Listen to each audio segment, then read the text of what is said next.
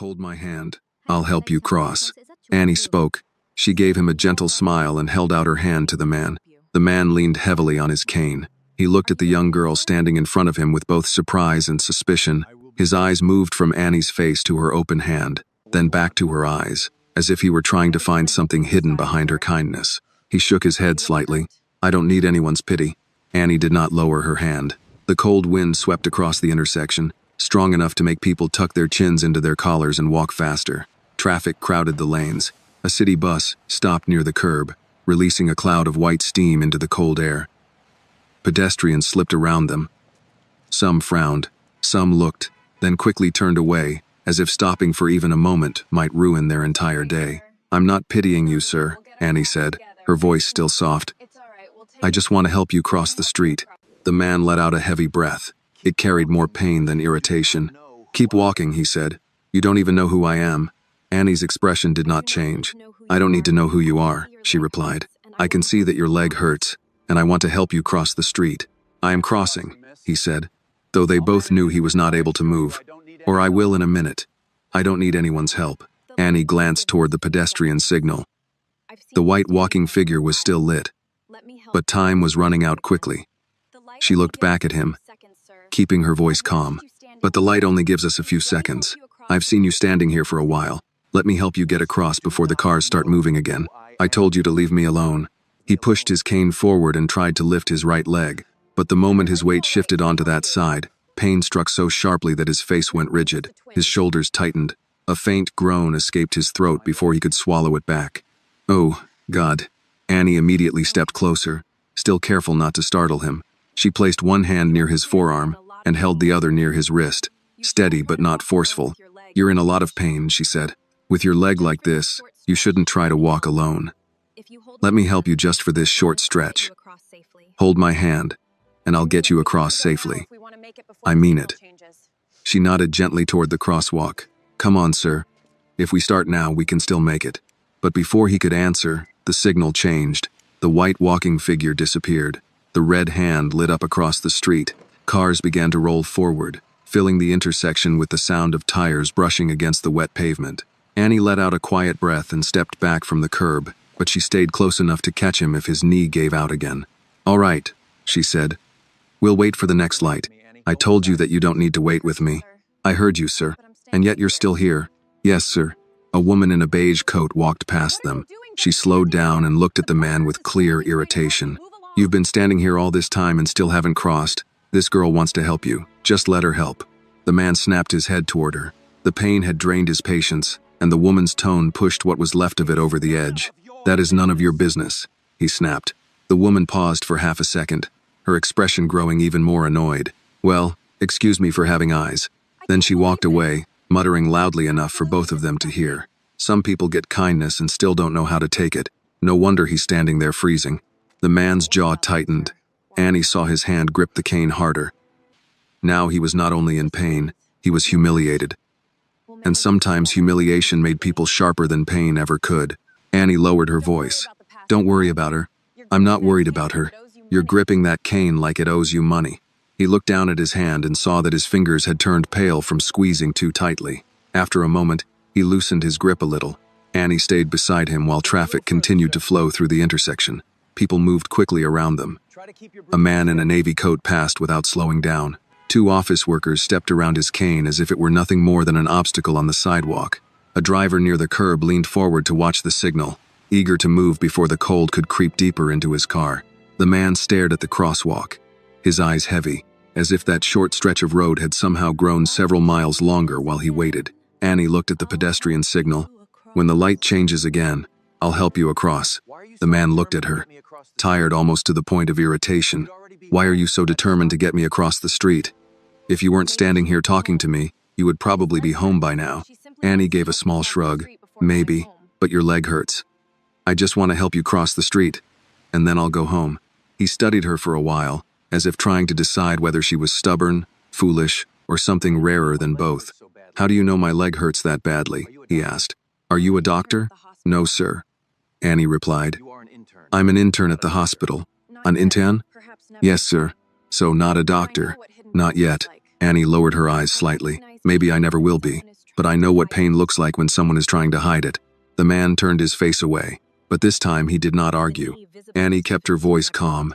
"Every time you try to step, your knee stiffens. Your right foot barely touches the ground, and every time you put weight on that side, you hold your breath. You notice a lot. At the hospital, noticing things is part of the work. You look far too young to be making medical observations on a sidewalk." "I hear that a lot," Annie said. "But your knee doesn't care how young I look." He let out a very quiet breath, almost like a laugh. But the pain swallowed most of the sound. Traffic began to slow. The pedestrian light turned on again. The crowd beside them immediately started moving. Annie held out her hand once more. "Ready?" "No, I know." She smiled gently. "But we're still going." He hesitated for a moment, then finally placed his hand in hers. His fingers were ice cold, stiff from gripping the cane for too long. Annie closed her hand around his, not tightly, just enough to keep him steady. With her other hand, she supported his forearm so the joint would not twist when he stepped. "Just across the street," he said, as if reminding himself more than speaking to her. "Just across the street," Annie promised. They began to move. His cane touched the pavement first, making a dry tap against the wet road. Annie matched his rhythm, slow and steady. "Cane first," Annie said. "Good. Now the left foot. Then let the right foot follow. Don't rush." A horn sounded ahead of them. The man flinched. Annie immediately raised her other hand toward the traffic. "Wait a moment. We're moving." The driver behind the windshield threw up both hands in irritation. Another driver near the curb shook his head and looked away. The crowd spread around them with visible annoyance, as if a person in pain were no different from a sack blocking the walkway. Annie stood slightly toward the traffic lane, using her own body as a shield for him. "You shouldn't stand on that side," the man said through clenched teeth. "I'm not standing," Annie replied. "I'm walking with you." They had reached the middle of the street. The white stripes beneath their feet were wet from melted snow and road salt. Annie did not look at the traffic for too long. She watched his steps. His right knee trembled with every movement. The muscles around the joint had tightened from the cold, and every step brought a sharp stab of pain that he tried to hide. "Breathe in," Annie said. "Now breathe out." "Don't hold your breath." "I know how to breathe." "Then prove it, sir." He obeyed, though his expression remained irritated. "We're almost there," Annie said. "Just a little farther. My leg disagrees. Right now, your leg doesn't get to decide." For the first time, he looked at her with something close to trust. They had just reached the curb when the traffic light changed. Cars behind them began rolling forward, close and fast, dirty water splashing beneath the tires. Annie kept holding his hand for a few more seconds, waiting until he was truly steady before slowly letting go. Annie pointed across the sidewalk toward a small park beside the hospital. Behind a low iron fence, bare trees stood still in the cold wind. A few benches lined the path, damp with a thin layer of melted snow and evening mist. "There's a park over there," Annie said. "I'll help you to a bench." "You need to sit down." "I do not need to sit down." "Sir, your knee is shaking." "It does that." "Then it can do that while you're sitting." The man gave her a sharp look, but Annie only raised her eyebrows slightly, calm as if she had no intention of arguing, only winning through patience. "I have somewhere to be," he said. "So do I," Annie replied. "But that bench is closer than both of our plans." He glanced toward the park, then back at the traffic light, then at her hand still supporting his arm. "You really don't give up, do you?" "Not when someone might fall." "I'm not going to fall." "Good. Then prove it by slowing down." His mouth moved as if he was about to argue, but instead he let out a long breath. "Fine. That bench. Then you go home." "That sounds reasonable." "That was not an offer." "I heard you." Annie adjusted the way she supported his arm so he could keep a little of his pride. She did not pull him. She did not hold him as if he were helpless. She simply walked beside him, close enough for him to lean on her if he needed to, gentle enough to let him feel as if he was still walking on his own. The park was only a short distance away. But with his knee in that condition, the walk felt much longer. His cane touched the ground first, then his left foot, then his right foot dragged forward with a small pause of pain. Annie counted each step silently in her head. She watched the cracks in the sidewalk, the wet leaves near the curb, and the old streaks of salt that could make the tip of his cane slip. They reached the park gate. Annie pushed the iron gate open gently with her shoulder, then helped him inside. The noise from the street softened a little. The air still smelled of exhaust and cold, but it felt wider here, quieter. A few pigeons hopped near a trash can. An older man in a knit hat sat at the end of the path, feeding the birds crumbs from a paper bag. No one paid much attention to Annie and the man with the cane. "There," Annie said, nodding toward the nearest bench. "Just a few more steps." She helped him turn and sit down. He lowered himself slowly, one hand still gripping the cane, the other hovering near his knee, as if he feared the pain would strike again the moment he let his guard down. As soon as he sat, his shoulders dropped. Not much, but enough for Annie to see how hard he had been holding himself together. "If you can, keep your foot straight," she said. "Don't bend the knee too much." He followed her instruction before he remembered that he was supposed to be irritated with her. Annie bent slightly in front of him, careful to keep enough distance so he would not feel crowded. "Is the pain sharp, burning, or more like pressure inside the joint?" He looked down at her. "You ask that as if you actually expect an answer." "I do." He was silent for a few seconds, then said, "Sharp when I step, heavy when I stand still, burning whenever the wind hits it." "Did it start suddenly?" "About 20 minutes ago. Maybe 30. Did you injure it or bump into anything?" "No." "Any history of arthritis?" His eyes narrowed. "You really did come from the hospital." "I told you I did. People say many things. So do you." He turned his face away, but some of the tension in his expression eased. "Yes," he finally said. "Arthritis. It flares up from time to time, usually not this badly. Cold weather can make the muscles around the joint tighten," Annie said. "When the muscles tighten, they pull on the joint. Then every step hurts more than the one before." He looked at her. This time, it was not quite suspicion. It was closer to curiosity. "What did you say your name was?" "Annie Carter." "Annie Carter," he repeated, slower this time. "Yes, sir. I'm Richard. It's nice to meet you, Richard." As she said it, Annie noticed the expensive watch partly hidden under his sleeve, the polished handle of his cane, and the carefully tailored coat that did not need bright colors to look costly. He was not dressed to show off, but there were small signs. Signs of money, or at least of a man used to finer things. Annie did not ask anything more. To her, pain did not care whether a person was rich or poor. Her back still ached from the long shift. Her feet throbbed inside her old worn shoes. She thought of the small room waiting for her at home, the walk still ahead of her, and the message from her mother that she had not answered yet. But then Richard shifted slightly, and his knee trembled again. Every other thought in Annie's mind fell away. She reached into the pocket of her coat and took out a small, sealed pain relief patch. Richard noticed it at once. "What is that?" "A pain relief patch. It may help ease the pain a little until you can get proper medical care. You carry those with you?" Annie looked a little embarrassed, but she still gave a faint smile. "Some days my back needs help too." "Then use it on your back. I can get another one." "You do not know that, but I know you need this one more right now." His face tightened again, but this time it had less to do with his knee. "I told you I don't need pity. And I told you, this isn't pity." "Then what is it?" Annie tore open the package and warmed the patch between her palms. "Help," she said. "People just have a hard time saying that word because no one likes admitting they need it." Richard had no quick answer to that. Annie looked up at him. "May I?" He hesitated for a moment, then gave a short nod. Annie bent down and placed the patch near the side of his knee, careful not to press too hard. Her hands were gentle but steady, not rushed and not pitying. She simply moved like someone caring for another person. Richard watched her hands. "You just finished your shift at the hospital?" "Yes, sir." "Long shift?" "Long enough." "And you still stopped?" "You were in pain. Plenty of people walked past me." Annie smoothed the edge of the patch and gently pulled her hand away. "That does not mean I had to become one of them." If Annie's kindness touched your heart, please like this video. Comment where you are watching from because someone near you may be watching this story too. And do not forget to subscribe to the channel for more emotional and inspiring stories. Richard turned his head toward the street outside the park. The traffic light changed again. People crossed as usual, hurried, and hunched against the cold, each one heading towards somewhere they needed to be. The city kept moving as if nothing had happened. "Most people don't stop," he said. Annie stood and tucked the empty wrapper into her coat pocket. Maybe they should practice. The phone inside Richard's coat began to ring. He ignored it. It rang again. Annie glanced toward the sound. "Someone is trying to reach you."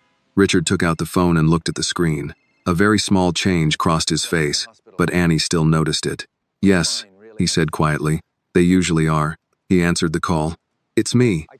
I'm in the park across from Street Catherine. I'm fine." The voice on the other end came fast and worried.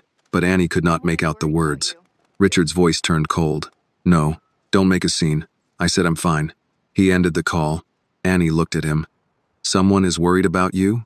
"Yes," he said. For a few seconds, both of them were silent. The wind moved through the bare trees. Annie stood beside the bench in her thin coat, while Richard sat there with the pain relief patch beginning to warm beside his knee. They were still strangers, but somehow not as much as before. Then the sound of tires braking sharply came from near the park entrance. Annie turned around. 3 black SUVs pulled up to the curb almost at the same time. The doors opened. Men in black suits stepped out with urgent expressions.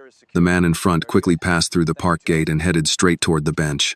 He stopped in front of Richard, bowed deeply, and spoke in a voice full of trembling relief. "Chairman Hale, thank God we found you." Annie's hand tightened around the empty patch wrapper in her coat pocket. "Chairman Hale?" She looked from the men in suits to Richard. Richard did not seem surprised. He only looked at Annie with calm, tired eyes, as if he already knew what she was thinking. The man she had just helped across the street was not simply Richard. He was Richard Hale. Annie did not move at first. The words seemed to hang in the cold air between the bench and the men in dark suits. Chairman Hale, the man who had argued with her at the crosswalk, the man who had refused her hand twice, the man who had sat on a park bench while she pressed a pain patch near his knee, was being addressed as if the whole city had been searching for him. The first man in the suit stayed bent for another second, then straightened. He was tall, with a close-trimmed beard and an earpiece tucked against one ear. His coat was open despite the cold, and his face carried the tense relief of someone who had imagined every possible disaster and found the least terrible one.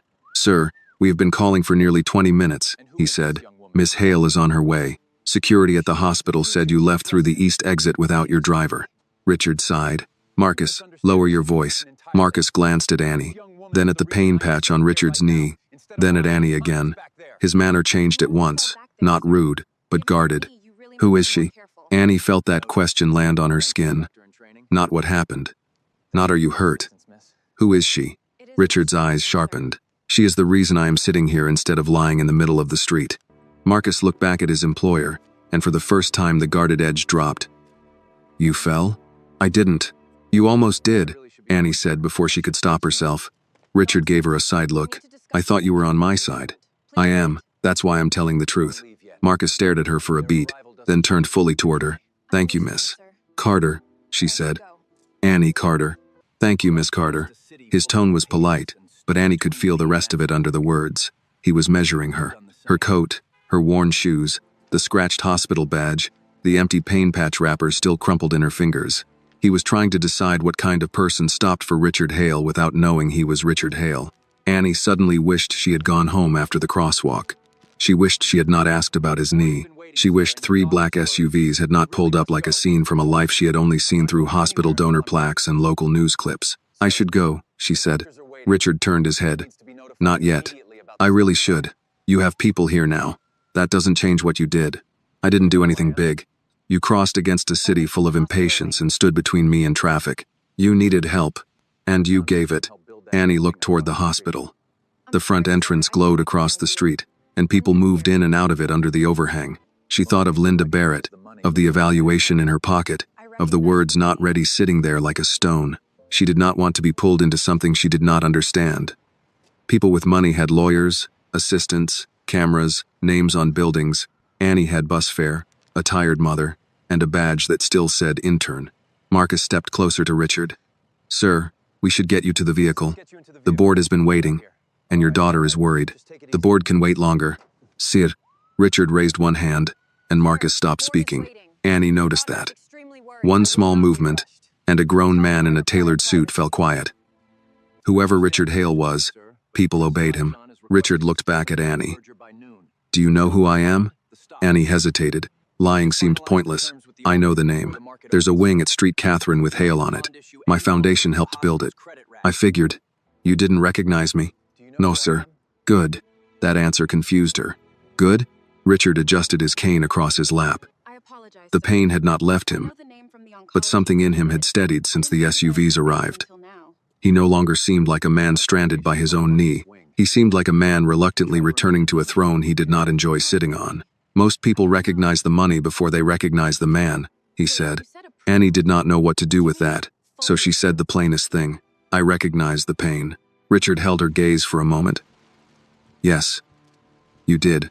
A woman stepped out of the second SUV, speaking rapidly into a phone. She wore a dark coat, clean lines, no wasted movement. Her hair was pulled back, and her expression carried worry sharpened into control. When she saw Richard on the bench, she ended the call immediately and crossed the path. Dad. Richard's face tightened. Victoria.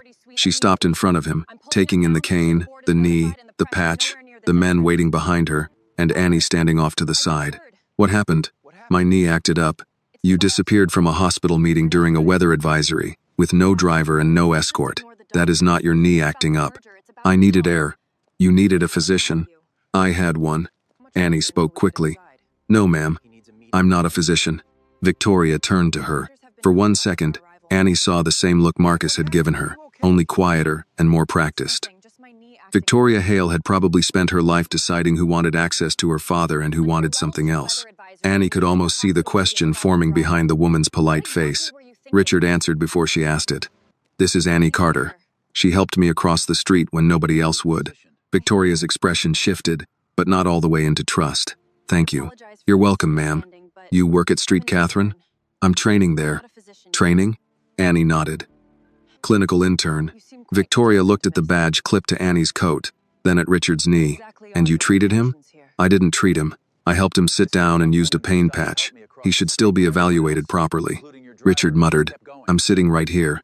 Annie turned to him, and I'm saying it where you can hear it. Marcus coughed once, covering what might have been a laugh. Victoria noticed. Richard noticed too.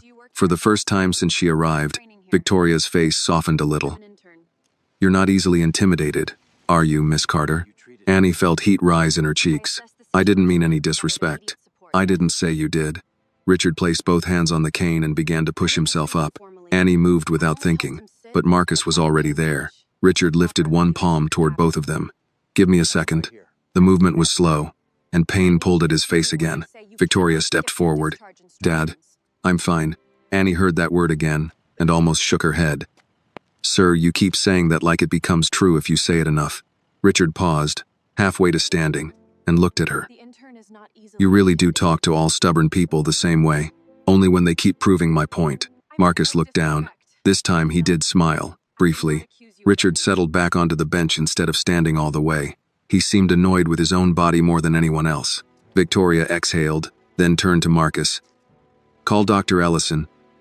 Tell him we're coming back through the private entrance. No, Richard said. Dad, no private entrance. Victoria's patience thinned.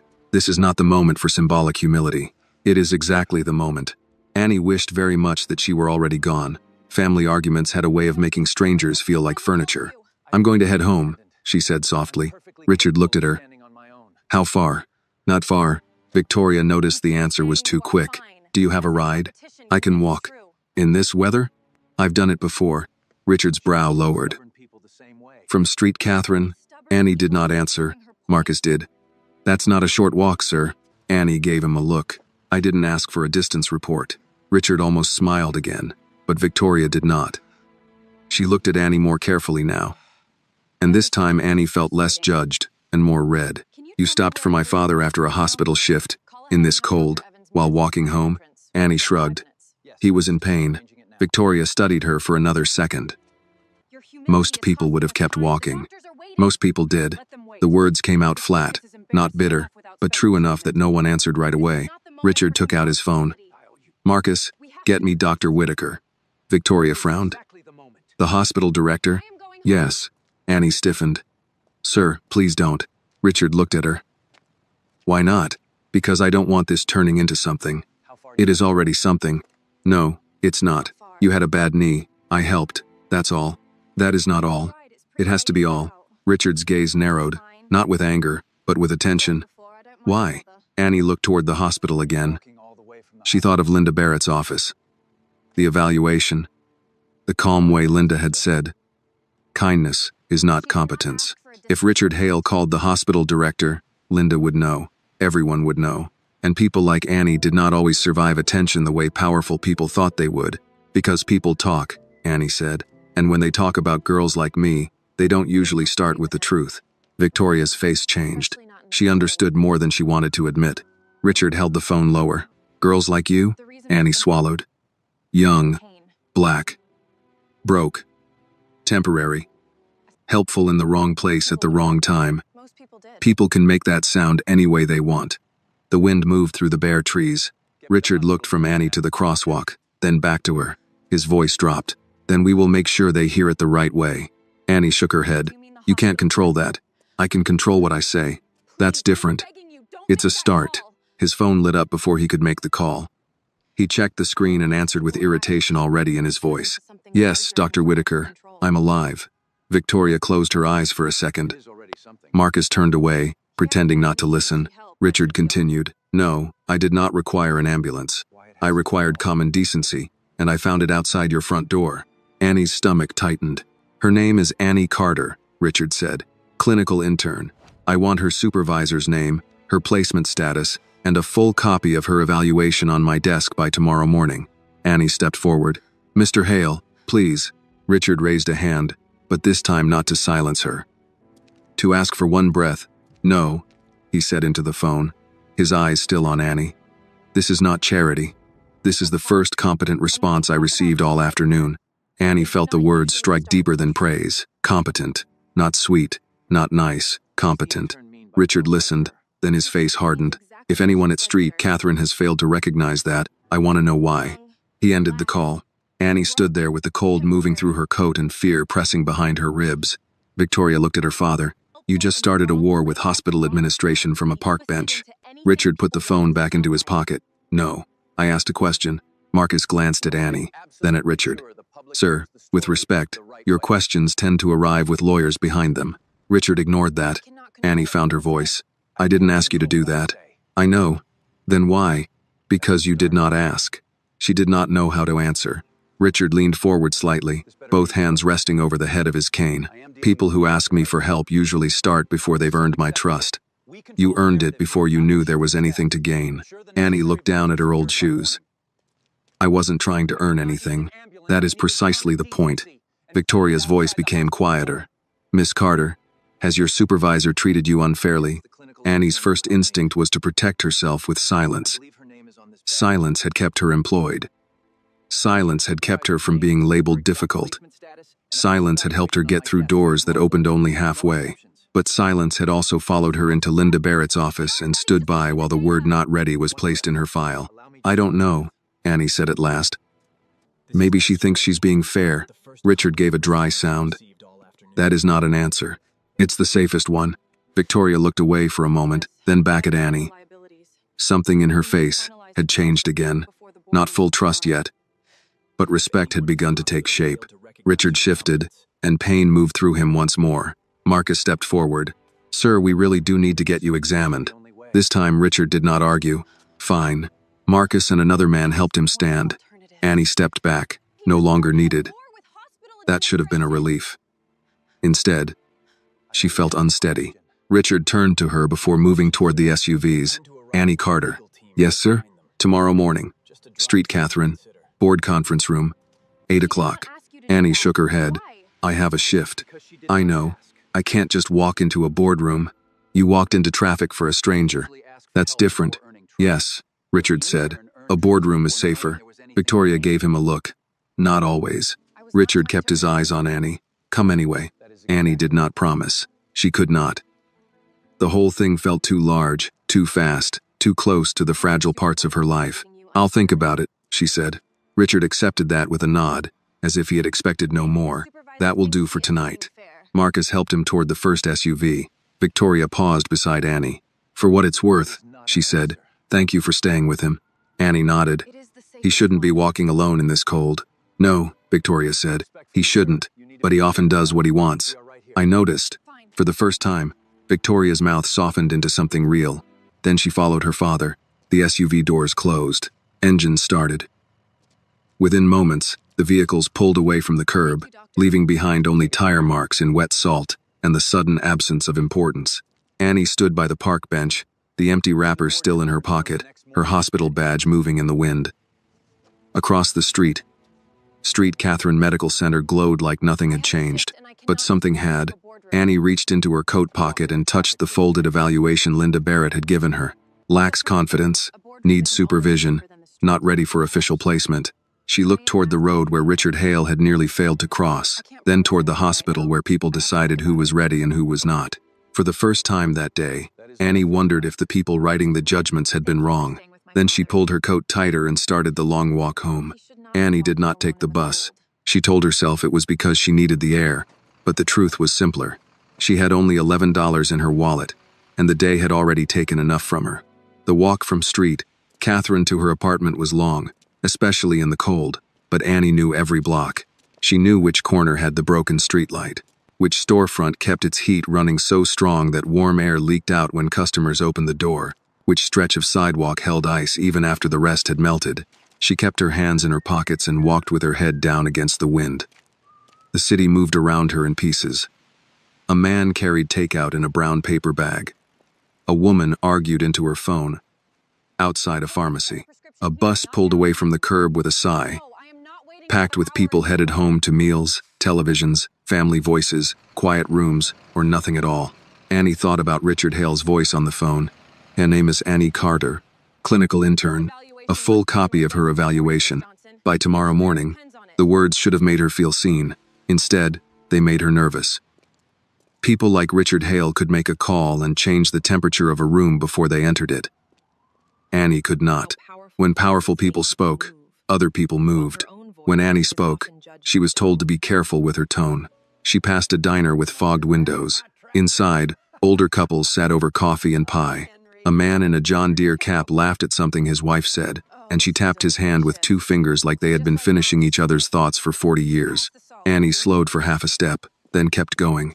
The smell of pot roast drifted out when someone opened the door. Her stomach tightened. She had crackers in her bag. That would do. By the time she reached her building, her toes were numb. The apartment house was old brick, 4 floors, no elevator. Paint peeling near the mailboxes. The radiator pipes knocked at night like someone trying to get in. Annie climbed to the 3rd floor and unlocked her door with a key that stuck unless she lifted it just right. Her room was small, but she kept it neat. A narrow bed against one wall, a folding table under the window, 2 second-hand nursing textbooks stacked beside a mug full of pens. A little lamp gave off warm yellow light. Near the bed, a framed photo of her mother sat on a crate Annie used as a nightstand. Grace Carter was smiling in the photo, wearing her church hat and a blue dress Annie had always loved. She looked stronger there than she felt now. Diabetes had taken weight from her. Grace could still turn one sentence into a place to rest. Annie took off her coat and pulled the folded evaluation from the pocket. She set it on the table without opening it. She already knew what it said. Lacks confidence, needs supervision. Not ready. She heated water in a small electric kettle and opened a pack of crackers. Dinner made no sound in the room except the snap of dry edges between her fingers. Her phone buzzed. Grace Carter. Annie answered quickly. Hey, Mama, you sound cold. I just got in. From the hospital? Yes, ma'am. Did you eat? Annie looked at the crackers. I'm eating now. That better not mean crackers. Annie closed her eyes. Mama, I know your voice. Don't mama me. A tired laugh slipped out of Annie. I'll make something in a minute. Good, because coffee and stubbornness are not food. Annie sat on the edge of the bed. I had a strange night. How strange? Annie rubbed one hand over her face. A man got stuck at the crosswalk outside the hospital. His knee was hurting bad. Everybody kept walking around him, so I helped him across.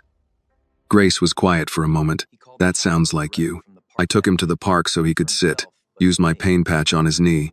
The one you bought for your back? Yes, ma'am. Annie, he needed it more. Grace sighed, but it was not anger. And then, Annie looked toward the evaluation on the table. Then 3 black SUVs showed up, men in suits, his daughter, his assistant. Turns out the man was Richard Hale. Grace did not answer right away. Annie waited. The Richard Hale? Grace asked. I think so. The Hale name on that hospital wing? Yes, ma'am. Grace let out a slow breath. Lord, he called the hospital director, right there from the park bench. For what? For me. Annie's voice dropped. He asked for my supervisor's name, my placement status, and a copy of my evaluation. Grace heard what Annie did not say. What happened with the evaluation? Annie picked at a loose thread on her blanket. Linda Barrett said I'm not ready for official placement. Did she say why? Professional presence, boundaries, confidence. She said kindness isn't a substitute for competence. Grace made a sound low in her throat. Some people use big words when they mean small things. Mama, what if she's right? She's not. You don't know that. I know you. That's different. No, baby. That's the part people keep forgetting. Knowing a person matters. Annie leaned forward, elbows on knees. Richard wants me in the board conference room tomorrow morning at 8. Grace did not answer at once. Annie could hear the faint hum of her mother's refrigerator through the phone, then a cough Grace tried to hide. Mama, did you take your medicine? Don't change the subject. I'm not. You are. And yes, I took it. Annie waited. Grace said, Are you scared to go? Yes. Of him? No. Of what happens after? That's honest. I don't want people saying I helped him because he's rich. I didn't know. I didn't even recognize him. Then start there. They won't care. Some won't. Some never do. But truth doesn't stop being truth because someone talks over it. Annie swallowed. If Linda finds out he called, she'll think I went around her. Did you? No. Then let her think what she wants. You cannot live your whole life trying to manage unfair people's imagination. Annie looked at the evaluation again. I've worked so hard, Mama. I know. I come early. I stay late. I do every ugly job nobody wants. I don't complain. I try to learn. And still, one woman with a pen can write me down like I'm nothing. Grace's voice softened. Listen to me. A pen can write a lie, but it cannot make that lie holy. Annie pressed her lips together. Grace continued, slower now. You helped that man before you knew his name. Before the cars. Before the suits. Before anybody could give you anything. That means what you did was clean. Don't let fear make you ashamed of it. I'm not ashamed. Then go tomorrow.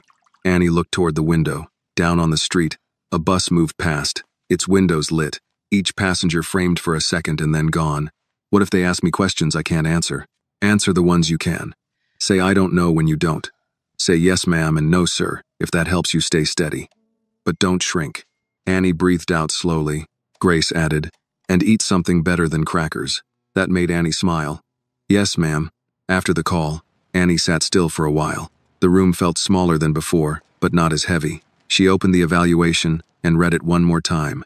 The words had not changed, yet they seemed less final now. Linda Barrett had written her judgment. Richard Hale had asked a question. Tomorrow, Annie would have to walk into a room where people in suits and white coats decided futures as easily as signing forms. She did not know if she was ready for that, but she had not known if Richard was ready to cross the street either. She had helped him take the first step anyway. Annie folded the evaluation, placed it beside her hospital badge, and set her alarm for 6 in the morning. Then she made oatmeal because her mother would ask, washed her face, and laid out the cleanest clothes she owned. Before turning off the lamp, she looked at the photo of Grace. I'll go, she whispered. Outside, Chicago kept moving through the cold. Inside, Annie Carter prepared to do something she had never done before. She prepared to enter a room where people expected her to be small and tell the truth anyway. By 6 the next morning, Annie was already awake. The alarm had not yet finished its first buzz before her hand reached for it. For a few seconds she lay still, listening to the radiator knock against the wall and the distant sound of traffic below her window. Chicago had not warmed overnight. A pale frost clung to the glass, and the room held that thin morning cold that made getting out of bed feel like a decision. Annie sat up anyway. On the folding table, her hospital badge rested beside the evaluation. She had placed them there before sleeping, as if the two things needed to face each other through the night. One said who she was allowed to be for now. The other said someone in power thought she was not ready. She washed at the small sink, tied her hair back, and put on the cleanest blouse she owned under her coat. It was cream-colored, a little faded at the cuffs, but pressed flat.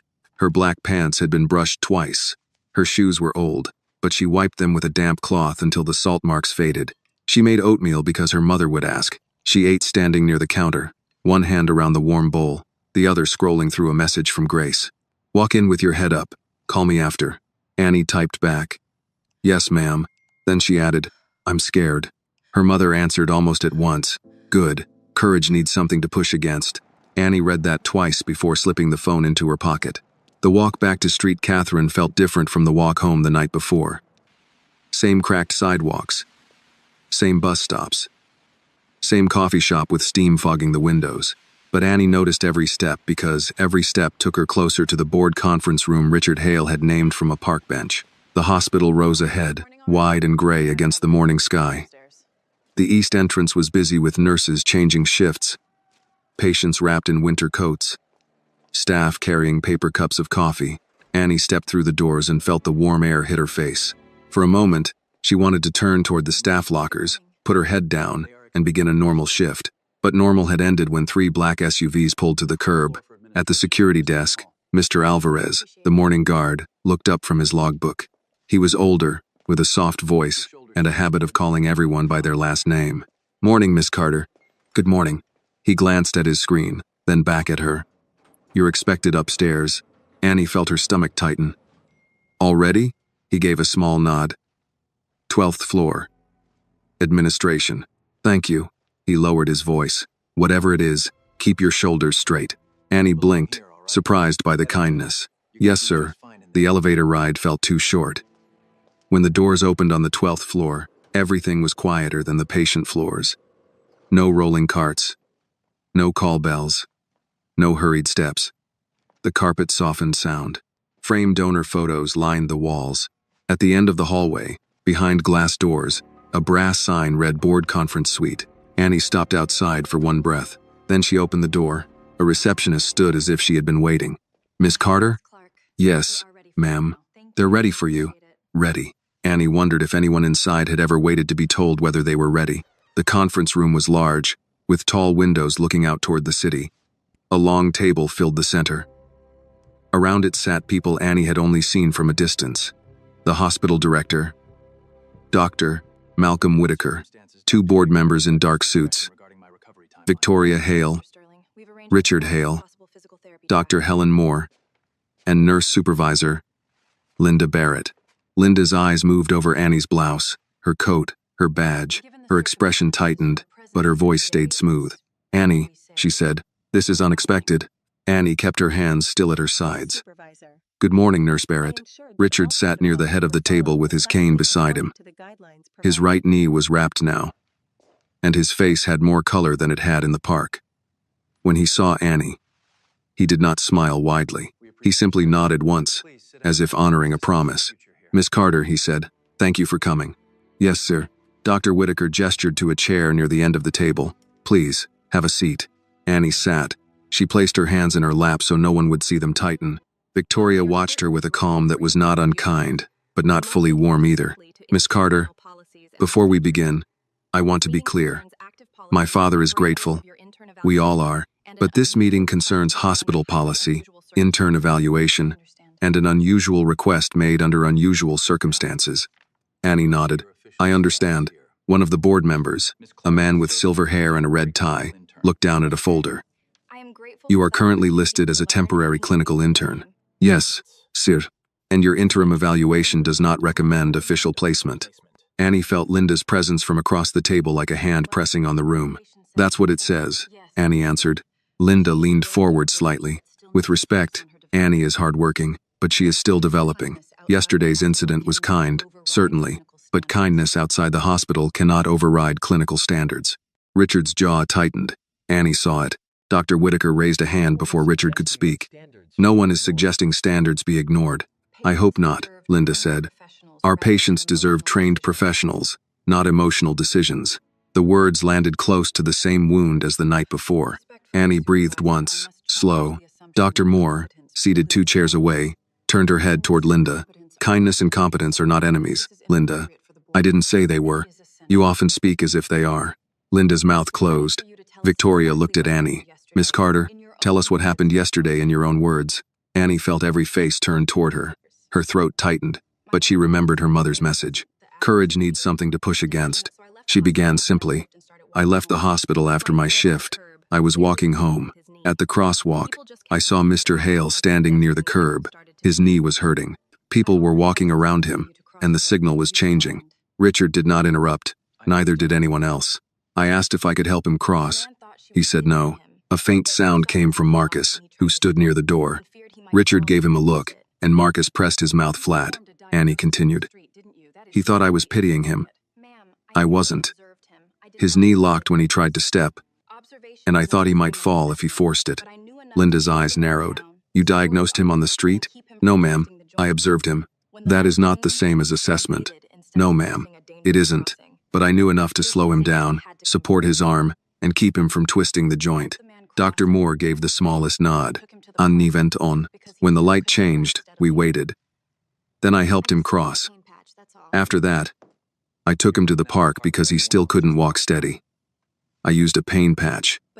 That's all. That is not all, Richard said. Annie looked at him. He placed one hand over the top of his cane. You are leaving out the part where everyone else passed by. Annie lowered her eyes for a second. That part isn't about me. It is exactly about you, Richard said, because you were the exception. The board member in the red tie cleared his throat. Mr. Hale, with respect, charitable character is admirable, but Miss Carter's placement record is still the issue before us. Richard turned to him. Then let us discuss the record. Linda opened her folder. Annie has shown effort. However, she struggles with confidence, professional boundaries, and readiness for independent placement. Dr. Moore spoke before Annie could absorb the sting again. I'd like to add my own notes. Linda looked toward her. Helen, unofficial impressions may not be appropriate here. Dr. Moore adjusted her glasses. Then it is fortunate I kept dates. She opened a folder of her own. Annie turned toward her, startled. Dr. Moore did not look at Annie. She looked at the table. October 12. Annie Carter noticed slurred speech in Mr. Raymond Ellis while transporting him from imaging. She reported it promptly. It led to a stroke evaluation. October 28. She caught a medication allergy discrepancy in a chart before a dose was administered. November 6. She stayed after shift with Mrs. Darlene Price, who was frightened before surgery and had no family present. November 9. She documented a change in breathing pattern for a patient in 318. The assigned nurse confirmed fluid buildup and called the physician. Annie could hardly breathe. Dr. Moore turned one page. There are more. Linda's face had lost some color. Those incidents were never filed as formal commendations. No, Dr. Moore said, because no one asked the people closest to the patients. Victoria leaned forward. Dr. Moore, are you saying the evaluation is incomplete? I am saying Annie Carter has been measured by how quietly she obeys, not by how carefully she serves. The room changed after that. Not loudly, but Annie felt it. Something had shifted away from Linda's paper and toward the life Annie had actually been living. Dr. Whitaker looked at Linda. Were these incidents reviewed? Linda's voice sharpened. I supervise many interns. Not every small action becomes part of a file. Richard spoke softly, but everyone heard him. Perhaps that is the problem. Annie wanted to disappear and stand taller at the same time. She did not know a person could feel both. Victoria looked at her now with less caution. Miss Carter, why didn't you mention any of this? Annie answered honestly. I didn't think anyone would want to hear it from me. Dr. Moore closed her folder. That may be the most important sentence spoken here. Richard looked toward Dr. Whitaker. I asked for her evaluation because I suspected a mistake. Now I am asking what Street Catherine intends to do about it. Dr. Whitaker's face was careful. We will review the file. Linda sees that. That is the proper process. Richard nodded once. Good. Then include the video. Annie turned to him. Video? Richard looked at her, then at the hospital director. There are traffic cameras at that intersection and exterior security cameras facing the park. I would like this room to see what Miss Carter did before anyone here decides what she is worth. Annie felt the floor tilt under her. The truth of yesterday was no longer just her memory, Richard's word, or Linda's file. It was about to enter the room on a screen. Annie looked at Richard, then toward the dark screen mounted on the far wall. Video. She had not thought about cameras. Not when she stepped into the wind. Not when the man's knee locked under him. Not when drivers leaned on their horns and people slipped past as if pain were just another delay in their day. She had done what needed doing because someone had to. Now that same moment was about to be played in front of people who knew how to turn 1 second into judgment. Dr. Whitaker adjusted his glasses. Mr. Hale, we can request the footage, but there may be privacy procedures. Richard did not raise his voice. Then follow them quickly. Victoria leaned toward him. Dad, we should be careful. I am being careful. With her? Victoria asked, glancing at Annie. With the truth. Linda Barrett folded her hands on the table. I don't see how a street camera changes an internship evaluation. Dr. Moore turned to her. It may not change the form. It may change how we read the person behind it. Linda's mouth tightened. We are not running a hospital on sentiment. No, Dr. Moore said. We are supposed to run it on care. Annie kept her eyes on her hands. She could feel the room dividing itself without anyone moving. On one side were papers, policies, signatures, the kind of language that sounded clean because it kept real people at a distance. On the other was an old man at a crosswalk, a young intern in a thin coat, and a choice made before anyone knew there would be a meeting. Dr. Whitaker spoke to the receptionist through the conference phone. Please contact security. We need exterior footage from yesterday evening, east entrance, crosswalk, and park view, approximately 5:40 to 6:20. Also contact city traffic liaison for the intersection camera if available. The receptionist's voice answered, professional and quick. Yes, Dr. Whitaker. Richard leaned back in his chair, then winced. His knee must have pulled at him. Annie noticed. So did Victoria. You should be in an exam room, Victoria said. I will be. You said that yesterday. Yesterday I had a more urgent matter. Annie looked up. Sir, with respect, your knee is still an urgent matter. Richard turned to her. Are you advising me again, Miss Carter? Yes, sir. Marcus made a small sound near the door and covered it by clearing his throat. Richard looked toward him. Something amusing? No, sir. That is not your honest face. Marcus said nothing. Annie almost smiled, then stopped herself. She was still in a boardroom. Linda Barrett was still across the table. Her future still sat between strangers like a file waiting to be stamped. A few minutes passed. No one spoke much. The quiet was not empty. It was busy. Dr. Whitaker checked messages on a tablet. Victoria typed something into her phone. Linda reviewed her folder as if the correct page might protect her. Dr. Moore sat with her hands folded, patient as a church elder waiting for someone younger to finish lying to themselves. Annie thought of her mother. Don't shrink. She lifted her chin. Linda noticed. Annie, while we wait, perhaps you can explain something. Annie turned to her. Yes, ma'am? You left hospital property after your shift. You were no longer under supervision. Yet you intervened in what you believed was a medical situation. Did you consider calling emergency services instead of handling it yourself? Annie chose her words carefully. He was standing at a crosswalk. His knee was painful, but he was conscious, speaking, and breathing normally. I didn't think he needed an ambulance right that second. I thought he needed to get out of the street safely. That was your judgment. Yes, ma'am. Linda looked toward the others. That is exactly the concern. Judgment without authority. Dr. Moore said, she did not perform a procedure. She helped a man walk. She applied a patch. With permission, Annie said. Linda's eyes returned to her. A pain patch from your own pocket. Yes, ma'am. Not hospital, issued. No, ma. And you believe that was appropriate? Annie paused. The old Annie, the one who survived by agreeing fast, would have said no. She would have apologized, until the room felt comfortable again. But her mother's voice was still with her. I believe it was kind, Annie said, and I believe it was safe. I didn't put it on broken skin. I asked where the pain was. I didn't press on the joint. I told him he still needed proper care. Linda held her gaze. You are very confident this morning. No, ma'am, Annie said. I'm scared, but I'm answering. Richard looked at her then, and the hard line in his face eased. Victoria set down her phone. Dr. Whitaker looked up from the tablet. Linda did not seem to know what to do with that answer. The conference room door opened. A man from hospital security entered with a laptop under one arm. Dr. Whitaker, we have exterior footage from Street Catherine. City traffic camera will take longer, but our east entrance camera caught the crosswalk at an angle and the park bench clearly. Put it on the screen, Dr. Whitaker said. Annie's mouth went dry. The security officer connected the laptop.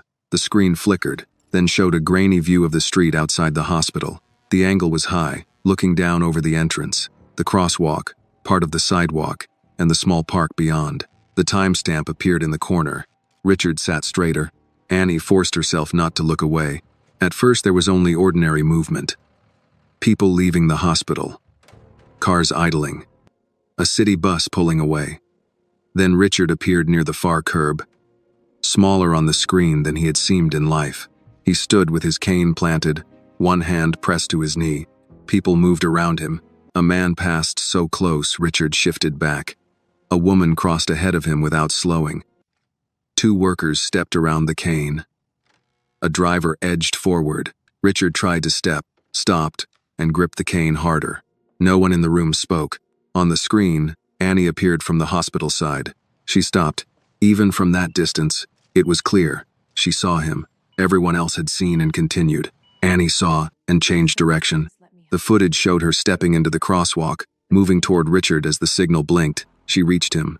The camera could not catch the words, but it caught her hand extended, palm open. It caught Richard refusing. It caught him trying to step and nearly folding from the pain. It caught Annie moving in, not grabbing, not panicking, but steadying him. Victoria's lips parted slightly. Marcus looked down at the floor. Linda sat very still. The signal changed on the video, and the traffic began moving. Annie did not leave. She waited with him through the light. A woman in a tan coat stopped, spoke, gestured sharply, then walked away shaking her head. Richard's shoulders stiffened. Annie stayed beside him. The next light changed. Annie offered her hand again. This time, Richard took it. The room watched them cross, slowly, painfully. Annie positioned herself toward traffic. A car edged too close, and Annie lifted her hand toward the driver. Richard paused halfway. Annie leaned closer, speaking to him. They moved again, step by step until they reached the curb. Dr. Moore's face had softened with something deeper than approval. The video continued. Annie pointed toward the park. Richard resisted. Annie stayed. Finally, they moved toward the gate. The security officer skipped to the park camera. Now the view showed the bench clearly. Annie helped Richard sit, gave him space, asked questions, checked his leg without roughness, took something from her pocket, warmed it in her hands, and placed it near his knee. Richard looked at the screen, and his expression changed. He had lived it, but watching it from outside seemed to cost him something. Maybe it showed him how close he had been to falling. Maybe it showed him how many people had decided not to care. The SUVs arrived near the end of the clip. Marcus stepped into frame, moving fast. Victoria followed. Annie stepped back as soon as Richard's people arrived. She did not crowd him. She did not reach for anyone. She did not ask for anything. The footage ended. No one rushed to speak. Annie wished someone would. The waiting felt heavier than words. Finally, Richard said, "That is what happened." Linda cleared her throat.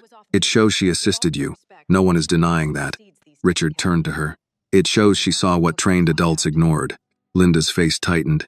"People on a sidewalk are not hospital staff." She was off duty. Dr. Moore's voice cut in, calm but firm. Character is not supposed to clock out. Annie felt that sentence move through her. Victoria looked at her father, then at Annie. "Miss Carter, when you stepped back after we arrived, why didn't you tell us who you were? Why didn't you ask for credit?" Annie frowned slightly. "Credit? You had just helped him. Most people would have made sure we knew. I thought you needed to take care of him. That mattered more." Victoria seemed to accept the answer, though it made her look unsettled. "And when my father called Dr. Whitaker, you tried to stop him." "Yes, ma'am." "Why?" Annie touched the edge of her badge. "Because when someone powerful helps someone like me, people don't always see the whole story. They see the powerful person first. Then they decide the rest." Richard looked at Dr. Whitaker, "And that is why this review cannot be quiet." Dr. Whitaker folded his hands. "I agree that Miss Carter's evaluation deserves reconsideration." Linda turned to him. "Malcolm," he raised one hand. "Linda, the documented incidents Dr. Moore provided should have been included. The footage supports strong judgment under pressure. At minimum, the current evaluation is incomplete." "Incomplete," Richard said. "That is a mild word. It is the word I can act on today," Dr. Whitaker replied. Richard held his gaze, then gave one short nod. Dr. Whitaker looked at Annie. "Miss Carter, pending a formal review, I am placing your application for official clinical training back under consideration. You will not be penalized for yesterday's events." Annie should have felt relief. Instead, the floor seemed unsteady under her chair. "Thank you, sir," she said. Richard leaned forward. "Not enough." Victoria said, "Dad, no, not enough." He looked around the table. The Hale Medical Foundation funds training opportunities at this hospital. If those opportunities are being filtered through bias, neglect, or personal preference, I want that reviewed. Linda's voice sharpened. "Are you accusing me of bias?" Richard did not blink. "I am asking why a young woman with documented patient care instincts was reduced to 3 cold lines on a form." Linda's face hardened. "Because I assessed her according to standards." Dr. Moore answered before Richard could. Then perhaps the standards were used as a screen instead of a measure. Annie could hardly breathe. The meeting had moved beyond her, yet it was about her. About every hallway she had walked.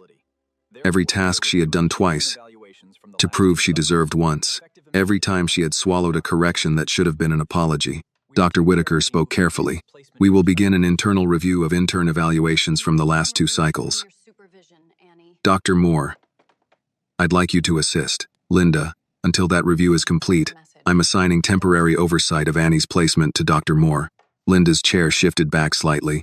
You're removing her from my supervision? Temporarily. That sends a message. Yes, Dr. Whitaker said. It does. Annie looked down before anyone could read her face. Her hands were shaking in her lap. Not because she had won. This did not feel like winning. It felt like a door opening in a wall she had been pushing against for months. Richard's voice softened. Miss Carter, she looked up. You did not ask for this, he said. I know that. But fairness delayed is still something owed. Annie swallowed. I just didn't want you to fall. I know, he said. That is why I trust what came after. Victoria looked at Annie with a new expression now. Not doubt. Not pity. Something closer to respect. Still cautious. But real. Dr. Whitaker closed the folder in front of him. Miss Carter, you're excused from your morning shift. Report to Dr. Moore after lunch. We'll discuss next steps. Annie stood slowly. Yes, sir.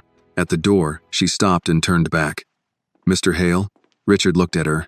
Please get your knee checked before your next meeting. Marcus lowered his head, hiding a smile.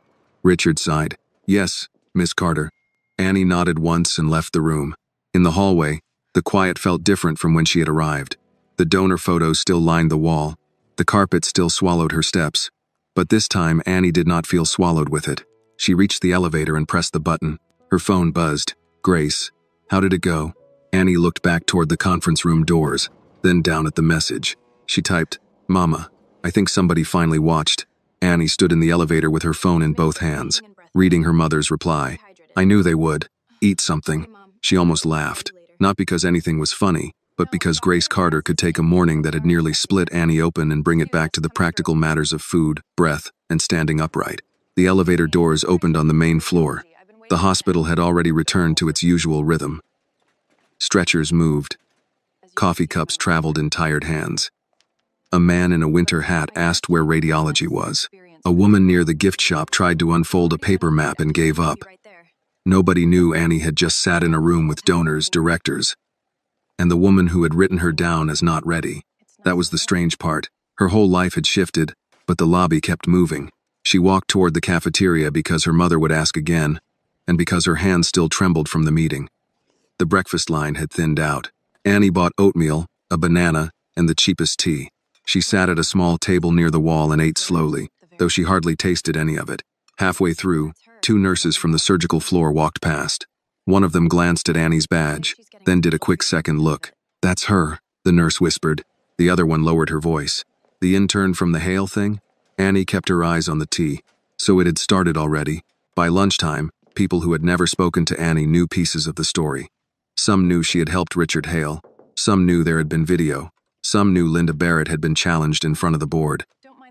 Most knew just enough to be wrong with confidence. At 12:45, Annie reported to Dr. Helen Moore's office. Dr. Moore's office was nothing like Linda Barrett's. It was crowded with patient files, old medical journals, 2 framed photos from hospital charity events, and a small dish of peppermints near the door. A cardigan hung over the back of a chair. A coffee mug sat beside the keyboard, half full and forgotten. Dr. Moore looked up when Annie knocked. Come in, Annie. Annie stepped inside. You asked me to report after lunch. I did. Sit down. Annie sat in the chair across from the desk, keeping her back straight. Dr. Moore noticed. You can breathe in here. Annie let out a small breath. Yes, ma'am. I mean it. This office has held crying residents, angry surgeons, frightened patients, and one hospital chaplain who once spilled tomato soup on my lab coat. You are not going to break anything by breathing. That eased Annie more than she expected. Dr. Moore opened a folder. Dr. Whitaker has placed you under my temporary supervision. Official placement is still under review, but your application is active again. That means you will not be buried by that evaluation. Annie looked down at her hands. Thank you for speaking up. I should have done it sooner. Annie looked at her then. You had notes. Yes. For months? Dr. Moore held her gaze. Yes. The answer was honest, and because it was honest, it hurt. Dr. Moore leaned back. I noticed your work, Annie. I saw the way you handled patients, the questions you asked, the things others missed. But I let myself believe the system would see it too. It didn't. No, Dr. Moore said. It did not. Annie did not know what to say. Gratitude and disappointment sat too close together. Dr. Moore folded her hands. There is a lesson in that, and it is not only yours. Good people can still be late. I was late. I am sorry. Annie swallowed. Thank you for saying that. You deserve to hear it. Dr. Moore tapped the folder. Now let's talk about what happens next. You will spend 2 weeks rotating with me in rehab and geriatric care. I want to see how you handle patients with mobility issues, pain response, medication questions, and family communication. Family communication? A patient is never just a body in a bed. You know that already, but hospitals sometimes forget. Annie nodded. Dr. Moore studied her. You also need to understand something. After this morning, some people will be kind to you for the wrong reasons. Some will be cold to you for the same reason. Neither one should decide who you become. Annie thought of the nurses in the cafeteria. People are already talking. They will. Let them get tired. What if Nurse Barrett makes things harder? She has less power over your file now. That doesn't mean she has no power. Dr. Moore's face grew serious. No, it does not. Linda knows how to work through tone, scheduling, small comments, little corrections that make a person question herself. If anything happens, you tell me. Annie almost nodded, then stopped. I'm not used to telling. I know. It can make things worse. Sometimes, but silence has been making things worse quietly. That landed hard because it was true. A knock came at the door. Before Dr. Moore could answer, Linda Barrett stepped in. She held a folder against her side and wore the same controlled expression from the boardroom. Her eyes passed over Annie, then settled on Dr. Moore. Helen, do you have a moment? I'm with Annie. I can see that. Annie started to rise. I can step out. No, Dr. Moore said. Stay seated. Linda's mouth tightened. This concerns intern supervision. Then it concerns Annie. For a brief second, the old order of the hospital seemed to press against the new one. Linda was used to people making room for her tone. Dr. Moore did not. Linda turned to Annie. I hope you understand that this morning's events do not make you exempt from expectations. Annie kept her voice calm. Yes, ma'am. You will still be evaluated. Yes, ma'am. And attention from a donor does not equal qualification. Dr. Moore's voice lowered. Careful, Linda. Linda ignored the warning. I am being clear. Hospitals cannot function if every intern believes a dramatic moment outside the building overrides months of training. Annie felt the familiar pressure to apologize, to make herself smaller, to say she never meant for any of this. All of that was true, but none of it was the whole truth. She folded her hands in her lap.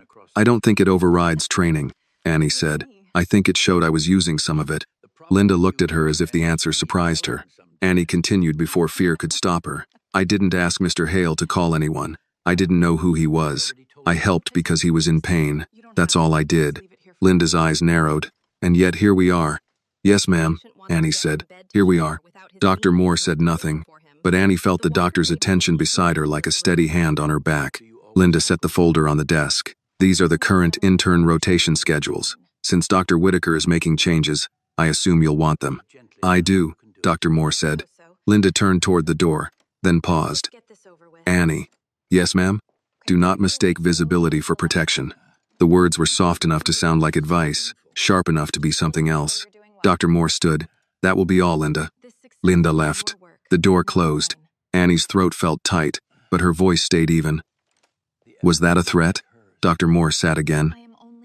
It was Linda reminding us who she is. What do I do?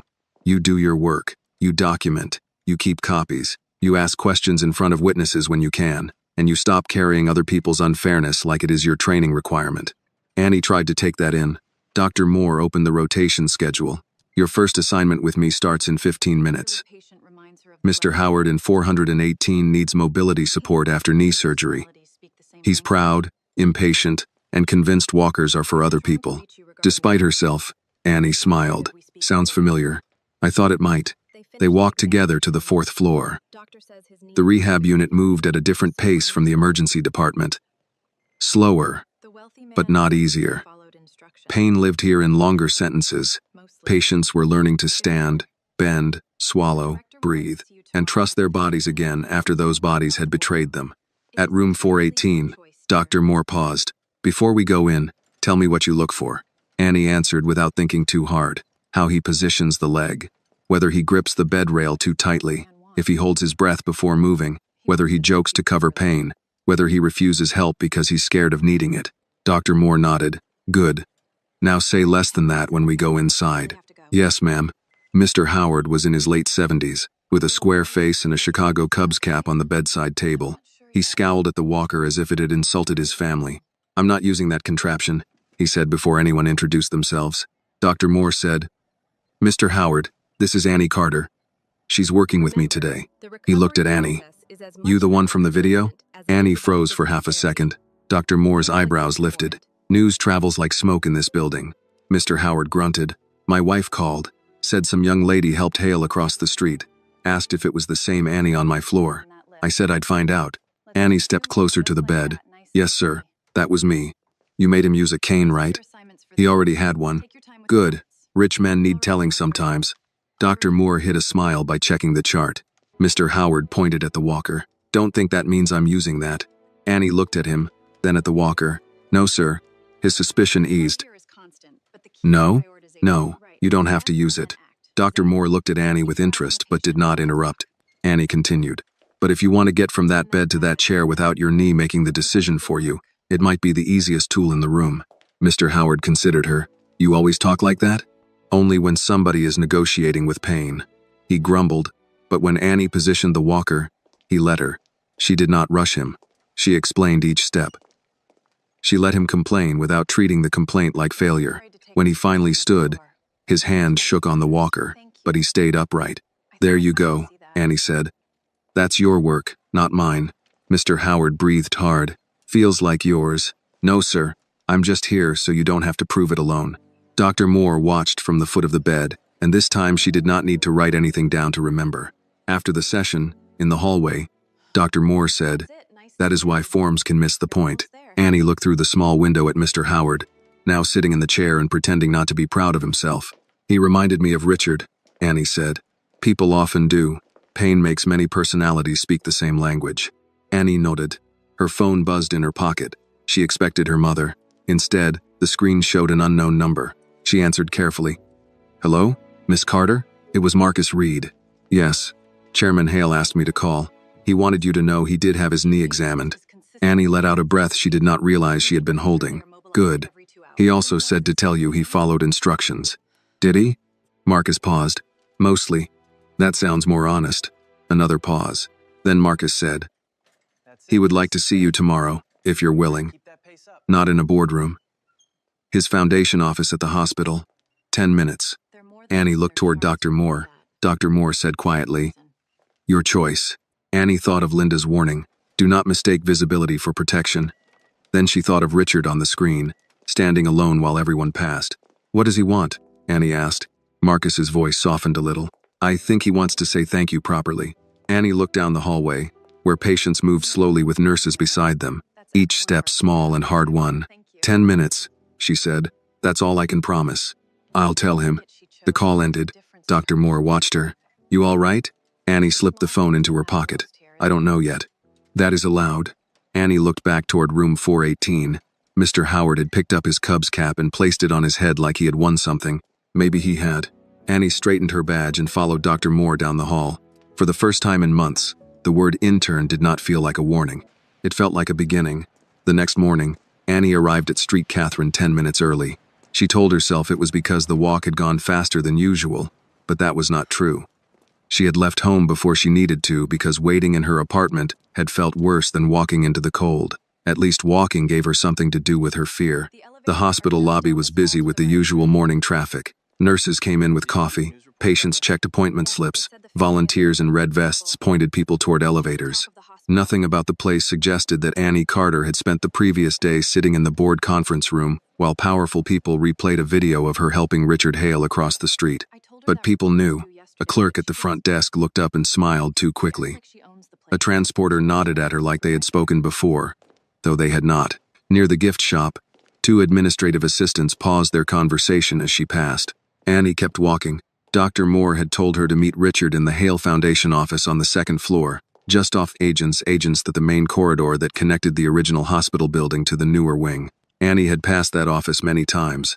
She had never gone inside. The hallway changed before the door did. The floors were cleaner there, the lighting softer, the walls lined with framed photos from ribbon cuttings and charity dinners. In one photo, Richard Hale stood beside Dr. Whitaker, both men holding oversized scissors in front of a blue ribbon. In another, Victoria Hale stood with a group of surgeons under a sign that read, Hale Mobility Center. Annie slowed near that one. Mobility. She thought of Richard's cane on wet pavement, of his pride cracking under pain, of his voice when he said most people recognized the money before the man. Miss Carter? Marcus Reed stood beside a glass door, dressed in a dark suit, earpiece in place. He looked less alarmed than he had in the park, but no less alert. Good morning, Annie said. Good morning. Chairman Hale is expecting you. He knows I only have 10 minutes, right? Marcus almost smiled. I reminded him twice. And? He heard me once. Annie gave him a look. Marcus opened the door. That's better than usual. The office was not as large as Annie expected. It had a desk, 2 chairs, a small conference table, and a window facing the hospital courtyard. On a treasure. Richard sat near the window with his right knee supported on a low stool. The knee was wrapped properly now. He wore a dark sweater instead of a suit jacket, and for the first time he looked less like a name on a building and more like a man who had been told by a doctor to rest and did not appreciate it. You came, he said. I said 10 minutes. So I've been warned. Marcus stepped inside but stayed near the door. Richard glanced at him. You can wait outside. Miss Hale said I should remain nearby. Nearby is outside. Marcus hesitated, then left the door slightly open as he stepped out. Annie remained standing. Richard gestured toward the chair. Please sit. I'm fine. That word again. She sat. For a moment, neither of them spoke.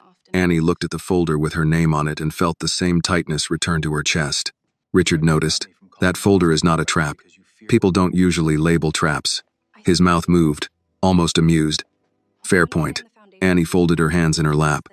Mr. Hale, if this is about yesterday, I'm glad your knee got checked. I'm glad you're all right. But I don't want special treatment. That is not what I'm offering. What are you offering? A correction. That sounds like special treatment with a better suit. Richard took that in without offense. You speak carefully, but not timidly. I've had practice. At being careful? At not giving people reasons to misunderstand me. His face sobered. Because people often do. Annie looked toward the window. In the courtyard below, 2 older patients sat under blankets while a volunteer adjusted one man's scarf. Yes, sir, she said. Often enough. Richard nodded as if that confirmed something he already knew and disliked. Yesterday, when I called Dr. Whitaker, you tried to stop me because you feared what people would say. I still do. They will say things. That doesn't make me feel better. It was not meant to. It was meant to be honest. Annie looked at him then. Then let me be honest too. I don't want to become some story people tell at fundraising dinners. Poor black intern helps rich man. Rich man saves her. That makes it sound like I was waiting on somebody powerful to notice me. Richard's eyes held hers. Were you? No. Good. Because that is not the story. Then what is? A young woman used training, judgment, and compassion when everyone else decided inconvenience was a good enough excuse to keep walking. Annie's throat tightened, but she kept her face steady. Richard reached for the folder but did not open it. I reviewed Dr. Moore's notes. Annie said nothing. You have been doing more than your evaluation showed. Dr. Moore said that. She was right. Annie looked down at her hands. It still feels strange hearing people say it out loud. Why? Because when you go long enough without being defended, you start thinking maybe there's nothing worth defending. Richard did not answer quickly. When he did, his voice had lost some of its sharpness. That is a cruel thing for a place of healing to teach anyone. Annie gave a small shrug. Hospitals are still run by people. Yes, Richard said, and people can build beautiful wings while missing the person holding the door open. The line might have sounded polished from someone else. From Richard, it sounded like regret. He opened the folder and slid one page toward her. Annie did not touch it at first. What is that? A proposal? I thought you said this wasn't a trap. It is not. Read it before you argue. I can argue while reading. I'm beginning to understand that. Despite herself, Annie picked up the page. The heading read, Hale Foundation Clinical Training Support Grant. She read the first lines and felt her pulse climb. Full tuition support for continued clinical training. Monthly living stipend for 1 year. Transportation allowance. Health coverage assistance. Review for placement in the Hale Mobility Center internship track under Dr. Helen Moore. Annie set the paper down as if it had become hot. No. Richard did not look surprised. That was quick. I can't take this. You can. No, sir. I can't. Why? Because it's too much. For whom? For me. That is not an answer. It's the only one I have. Richard leaned back, careful with his knee. Miss Carter, my foundation spends millions each year on programs with less evidence of impact than what I saw in that video. I'm not a program. No, he said. You are a person. That is why this matters. Annie stood. Sitting made her feel cornered. I helped you cross the street. That doesn't mean you owe me my future. Richard's voice stayed level. I do not owe you your future, but I can remove some things blocking it. That sounds easy when you're the one with power. Yes, he said. It is easy for me to write a check. That is why I am not asking you to be impressed by it. I am asking you not to let pride refuse what justice should have offered before I ever met you. Annie did not speak. From the hallway, a cart rolled by. Someone laughed softly outside the door. Then the sound faded. Richard placed one hand over the folder. You did not help me because I was rich. No. You did not know my last name. No. You did not ask for money, attention, or a favor. No. Then why should the truth of your heart be changed by the size of my bank account? Annie looked away. He continued. Quieter now. A gift can insult a person if it is meant to buy them. This is not that. This is an investment in someone the system nearly overlooked. My supervisor will say I got rewarded for making her look bad. Your supervisor made herself look bad. Annie almost smiled, but the worry remained. People will still talk. Let them, Richard said, but give them something worth talking about. What does that mean? It means become so good at the work that gossip grows tired trying to keep up. That reached her more than the money, maybe because it sounded less like rescue and more like challenge. Annie sat again, slowly. Richard slid a second page toward her. There is another condition. Her guard returned. What condition? You will meet with Dr. Moore and me once a month, not for gratitude, for accountability. If the program is failing you, we fix it. If you are failing the work, Dr. Moore tells you, directly. That sounds fair. It is intended to be. And my mother? Richard paused. Dr. Moore mentioned you have family medical expenses. Annie's face changed. She shouldn't have. She did not give details. She said stress outside the hospital can break promising trainees before they get a chance. Annie swallowed. The grant includes emergency family health support, Richard said. It is available to all selected recipients, not only you. I will not make your mother a private charity case. Annie appreciated that more than he knew. Thank you. Is that a yes? It's not a no. For today, I will take that. The door opened before Annie could answer. Victoria Hale stepped in, holding a file and a phone. She stopped when she saw Annie. Miss Carter, she said. Ma'am. Victoria looked at the papers on the table, then at her father. You showed her the grant? I did. And? She has not run away. That is progress. Annie looked between them. Does everybody in this family talk like I'm not sitting here? Victoria blinked, then gave a small, real smile. Only when we're nervous. That surprised Annie. You're nervous? Victoria closed the door behind her. My father trusts quickly when his conscience is involved. I trust slowly. Because I've seen what people do when his money enters a room. Richard's face hardened. Victoria. No, Dad. She deserves honesty too. Victoria turned to Annie. Yesterday I wondered if you were another person who saw an opportunity. Annie held her breath. I was wrong, Victoria said. The video made that clear. So did the fact that you tried to stop him from calling Dr. Whitaker. Annie looked down. Victoria set her file on the table. I'm sorry. It was not a grand apology. It did not need to be. It was direct, and that gave it weight. Thank you, Annie said. Victoria nodded. If you accept the grant, I'll help structure it, so it cannot be used to make you look purchased. Clear criteria. Public announcement tied to a wider scholarship track. You will be the first recipient, not the only recipient. Annie looked at Richard. That was your idea? No, he said. That was hers. Victoria added, the program should have existed already. Annie touched the edge of the paper. Other interns could apply? Yes, Victoria said. interns from low-income backgrounds, especially those entering patient care fields. It would consider supervisor review, patient feedback, documented service, and faculty recommendation. Not just grades, not just grades. Annie thought of Mr. Howard gripping the walker, of the veteran who thanked her for making him feel like somebody, of patients who needed hands steady enough to help and voices patient enough to explain. She breathed in. "I'll review it with Dr. Moore," Annie said. "And my mother." Richard nodded. "Good, but I won't be anyone's poster girl." Victoria answered before Richard could. "Then help us build it so nobody can turn you into one." Annie looked at her and saw, for the first time, not just suspicion or status, but a woman trying to do a difficult thing correctly. Her phone buzzed. Annie checked the time and stood. "My 10 minutes are up." Richard glanced at the clock. "It has been 18. I knew you weren't listening to Marcus." Victoria smiled faintly. Richard looked almost pleased. Annie gathered the papers but did not fold them. "I need to get to Dr. Moore." At the door, Richard called her name. She turned. "Miss Carter." "Yes, sir. Yesterday, you helped me cross a street. Today, you may have helped us see a door we should have opened years ago." Annie did not know what to do with words that large, so she gave him the simplest truth she had. "Just make sure it opens for more than me." Then she stepped into the hallway, carrying the grant papers against her chest, no longer sure whether the weight in her hands was fear, hope, or both. Annie found Dr. Moore in the rehab unit, standing beside the nurse's station with a chart tucked under one arm and reading glasses low on her nose. "You're late," Dr. Moore said. Annie checked the clock. 8 minutes. 18, according to Marcus. Annie stopped. "He told you?" "He called to say Chairman Hale kept you longer than promised and that it was not your fault. That man reports everything. That is why he still has a job." Dr. Moore nodded toward the papers in Annie's arms. "Is that what I think it is?" Annie held them a little tighter. "Grant proposal. Full support?" "Looks like it." "Living stipend?" "Yes." "Training track?" "With you." Dr. Moore took off her glasses. "And how do you feel?" "Like somebody handed me a ladder and I'm worried it might turn into a leash." "That is a wise concern."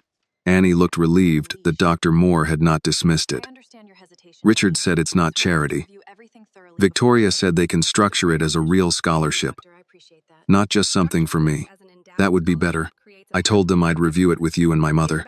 "Good. We will read every line." Annie looked down the hall, where a patient moved slowly between parallel bars while a therapist walked beside him. "Do you think I should accept it?" Dr. Moore leaned against the counter. "I think you should not let fear make the decision. I also think gratitude should not sign paperwork without counsel."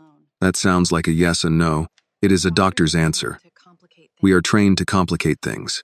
Annie smiled, but only for a second. "Linda will use it against me. Linda will use breakfast against you if it suits her. That's not comforting. It was not meant to be. It was meant to be accurate." Dr. Moore placed her glasses in her coat pocket. "Listen carefully, Annie. There are two kinds of help. One makes you smaller so the giver can feel tall. The other gives you room to stand. You need to learn the difference." "How?" "By asking what strings are tied to it, by seeing who else benefits, by making sure it does not ask you to become silent." Annie looked at the papers again. "I don't want to be silent." "Then don't sign anything that requires it." Before Annie could answer, a voice cut in from behind them. "Well, there she is." Annie turned. Linda Barrett stood near the end of the nurse's station, holding a tablet. She wore navy scrubs and the same controlled expression she had carried into every room Annie had ever seen her enter. Two nurses nearby found reasons to busy themselves with charts, though both kept listening. Dr. Moore's face did not change. Linda's eyes moved to the papers in Annie's arms. "I heard you had a private meeting with the Hales." Annie kept her voice steady. "Yes, ma'am. During hospital hours?" Dr. Moore knew. "I did," Dr. Moore said. Linda nodded slowly. "Of course." The word carried more than agreement. Annie waited. She had learned that Linda often left empty spaces in conversation for other people to fill with apologies. This time, Annie let the space remain empty. Linda looked at the badge on Annie's coat. "You understand that attention can fade quickly. When it does, work remains." "Yes, ma'am. And work is not done by donors." "No, ma'am. It is done by discipline." "Yes, ma'am." Dr. Moore's voice stayed mild. "Do you need something, Linda?" "I need room 421 reassigned." Staffing changed. Dr. Moore glanced at the board. "Mrs. Keller?" "Yes. Annie can take her vitals and mobility notes." Dr. Moore looked at Annie. "Mrs. Keller is post-op hip repair." Mild confusion. Anxious with new staff. Are you comfortable? Annie nodded. Yes, ma'am. Linda's mouth tightened just enough to show she had hoped for hesitation. Make sure everything is documented. Annie met her eyes. I will. Linda left without another word. Dr. Moore waited until she was out of earshot. That was a test. I know. You passed by not turning it into a fight. I wanted to. That is allowed too, just not always useful. Room 421 was near the end of the hall. Mrs. Keller sat in bed with a pale blue blanket over her lap. Her silver hair brushed back neatly, one hand gripping the rail. A breakfast tray sat untouched beside her. The television was on but muted. Annie knocked softly. Mrs. Keller? My name is Annie. Dr. Moore asked me to check on you. The woman looked up. Her eyes were tired and wary. Are you the new girl? I'm one of the interns. I don't want to walk. That's all right. I didn't ask you to. Mrs. Keller's grip loosened a little. They keep asking. People do that in hospitals. I'm not ready. Annie stepped inside but stayed near the foot of the bed. Then we start with what you are ready for. Can I check your blood pressure? Mrs. Keller looked at her for a moment, then nodded. Annie moved calmly. She explained each action before doing it. Cuff on the arm. Feet supported. Deep breath. No hurry.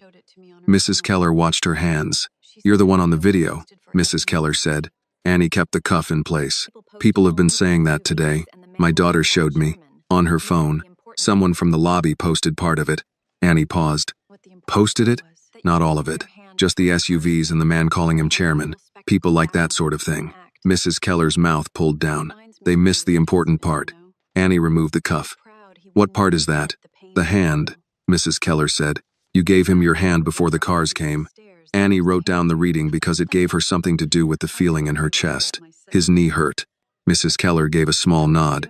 My husband had knees like that. Proud man. Would rather argue with stairs than use a rail. Sounds familiar. Men can be foolish.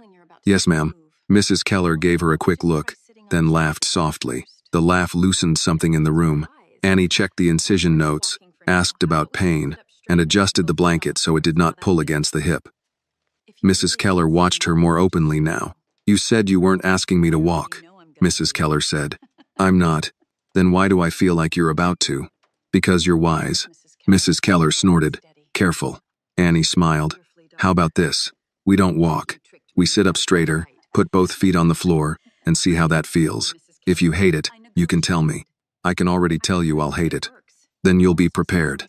By the time Dr. Moore came in, Mrs. Keller was sitting at the edge of the bed with both feet planted, annoyed but steady. Dr. Moore's eyebrows lifted. Well, Mrs. Keller pointed at Annie. She tricked me. I did not, Annie said. I negotiated. She talks like my sister. Is that good? No, but it works. Dr. Moore hid a smile. Pain level? Still there, Mrs. Keller said. But I'm sitting, aren't I? You are. Annie documented everything, including the patient's reluctance, the steps taken, the response, and the plan to reassess. She wrote more carefully than usual, remembering Dr. Moore's words. You document. You keep copies. When they stepped into the hallway, Dr. Moore looked at the notes. Good. Clear. Specific. No drama. That last part was for Linda. It should be for you too. Good notes. Protect good work. They spent the next several hours moving from room to room. Annie helped a man practice standing after surgery. She sat with a woman who feared going home alone. She showed a patient how to use a walker without feeling defeated by it. Everywhere she went, pieces of the video seemed to arrive before her. Some patients mentioned it. Some staff pretended not to know. A few gave her too much praise in a way that made her uncomfortable. Others cooled the moment she entered. By mid-afternoon, Annie understood what Dr. Moore meant. Kindness for the wrong reason could feel almost as heavy as suspicion. Near the end of shift, she walked into the supply room and found two interns whispering over a phone. One of them, Paige, looked up too late. Annie stopped. Is that the video? Paige's face reddened. Somebody sent it in the group chat. The other intern, Mark, shrugged. It's everywhere in the hospital now. Great, Annie said. Paige lowered the phone. I'm sorry. I wasn't laughing at you. What were you doing? I don't know. Watching, I guess. Mark leaned against the shelf. Must be nice. Annie turned to him. What? To have Hale notice you. Some of us work hard too, Paige said. Mark. No, I'm just saying. One viral moment, and suddenly everything changes. Annie felt the old heat rise in her throat. She thought of apologizing. Then she thought of Mrs. Keller sitting at the edge of the bed. You think I planned that? Annie asked. I think lucky things happen to some people. It wasn't luck when he couldn't cross. No, but it worked out for you. Annie stepped closer, not angry in volume, but clear. I was walking home in the cold after being told I wasn't ready for a job I've been working toward for months. I helped a man because he was hurting. If you want to call that lucky, go ahead. But don't skip the part where everyone else could have done it too. Mark looked away first. Paige whispered, Annie, I'm sorry. Annie picked up the supplies she needed. Don't be sorry. Just be careful what story you tell. She left before her voice could shake. In the hallway, Dr. Moore was waiting as if she had heard enough to know, but not enough to embarrass her. Hard day? Dr. Moore asked. Annie breathed out. Long enough. That phrase is becoming yours. It fits too many things. Dr. Moore handed her a sealed envelope. This came from Dr. Whitaker's office. Official notice. You don't have to open it here. Annie stared at it. Is it bad? I don't know, but you are still standing either way. Annie took the envelope and slipped it into her bag. I'll open it at home. Good. And Annie? Yes, ma'am? You answered Mark well. Annie closed her eyes briefly. You heard. Enough. I didn't mean to sound bitter. You sounded truthful. There is a difference. Annie nodded, though she was not sure she believed it yet. That evening, she walked home with the envelope in her bag, and the grant papers folded beside it. The city felt colder than it had that morning. Her phone buzzed 3 times with messages from people who had suddenly remembered her number. She did not answer. Inside her apartment, she took off her coat, washed her hands, and placed both documents on the table, Richard Hale's grant proposal and the hospital envelope. She called her mother before opening either one. Grace answered on the second ring. Did you eat? Annie laughed under her breath. Hello to you too. Food first, fear second. Mama, I'm serious. I'll eat after. No. You will put something in a bowl. Then you will open whatever is making your voice sound like that. Annie obeyed. Oatmeal again. She set it on the table, then opened the hospital envelope while Grace stayed on the line. Her eyes moved across the page. Temporary supervision reassigned to Dr. Helen Moore. Application reactivated. Formal review pending. No disciplinary action. Annie read the last line twice. Grace waited. Baby? They didn't close my file, Annie said. Grace exhaled. Good. It's not official yet, but it's open. Annie looked at the grant proposal beside the letter. One door open. Another offered. Neither one. Simple. Yes, she said softly. It's open. Outside, traffic moved through the cold Chicago night. Inside, Annie sat with a bowl of oatmeal, a hospital letter, and a decision waiting beside her. For the first time, the future did not look easy, but it no longer looked locked. Annie did not sign the grant proposal that night. She read it 3 times, once by herself, once out loud to her mother, and once with a notebook beside her so she could write down every question that made her uneasy. Grace listened through the phone, stopping her whenever Annie tried to rush past a paragraph. Read that part again, Grace said. Mama, it's legal language. That means it was written by people who get paid to hide sharp corners in soft words. Read it again. Annie read the section about eligibility, the monthly stipend, the training track, and the family health support. None of it sounded like a trap, but that did not make her trust it. Good things had not arrived often in her life, and when they did, they usually came with paperwork, conditions, or disappointment, hiding somewhere near the bottom. Grace let her finish, then said, What scares you most? Annie looked at the paper. That people will think I'm being bought. Are you? No. Then what else? That maybe I'll accept this, and then every room I walk into, people will see Richard Hale before they see me. Some will. That's supposed to help? It's supposed to be true. Some people saw your skin before your name. Some saw your badge before your work. Some saw your age before your sense. Folks who want to see wrong will find a window. Annie leaned back in the chair and rubbed her forehead. Then why accept anything? Because refusing a good door does not punish unfair people. It only keeps you outside. Annie let that sit. Grace's voice softened. Baby, pride can keep a person warm for a minute, but it cannot pay tuition, buy medicine, or teach you what you were born to learn. I don't want to owe him. You owe him honesty. You owe the work your best. You do not owe anyone your soul. Annie looked toward the window. The glass showed her own reflection. Tired eyes, hair tied back. Hospital badge still clipped to the coat hanging beside the door. She thought about Richard on the bench, angry at his own knee, angry at needing help, angry at the world for watching. She thought about how quickly she had recognized that anger because she carried her own version of it. What if accepting help changes me? Annie asked. Grace was quiet for a moment. Then make sure it changes the part of you that's been surviving, not the part of you that stayed kind. The next morning, Annie brought the grant papers to Dr. Moore. Dr. Moore did not skim them. She closed her office door, cleared a space on her desk, put on her reading glasses, and read each page, like she expected the paper to confess, if watched long enough. Annie sat across from her, hands folded, trying not to tap her foot. After 10 minutes, Dr. Moore said, "This is well structured. That means good? It means careful." Victoria Hale did her job. She said it would become a scholarship track, not just something for me. It says that here. First recipient, pilot year, criteria to expand the program after review, faculty recommendation required, patient care documentation considered, supervisor evaluation included, but not treated as the only measure. Annie noticed the last part. Not the only measure.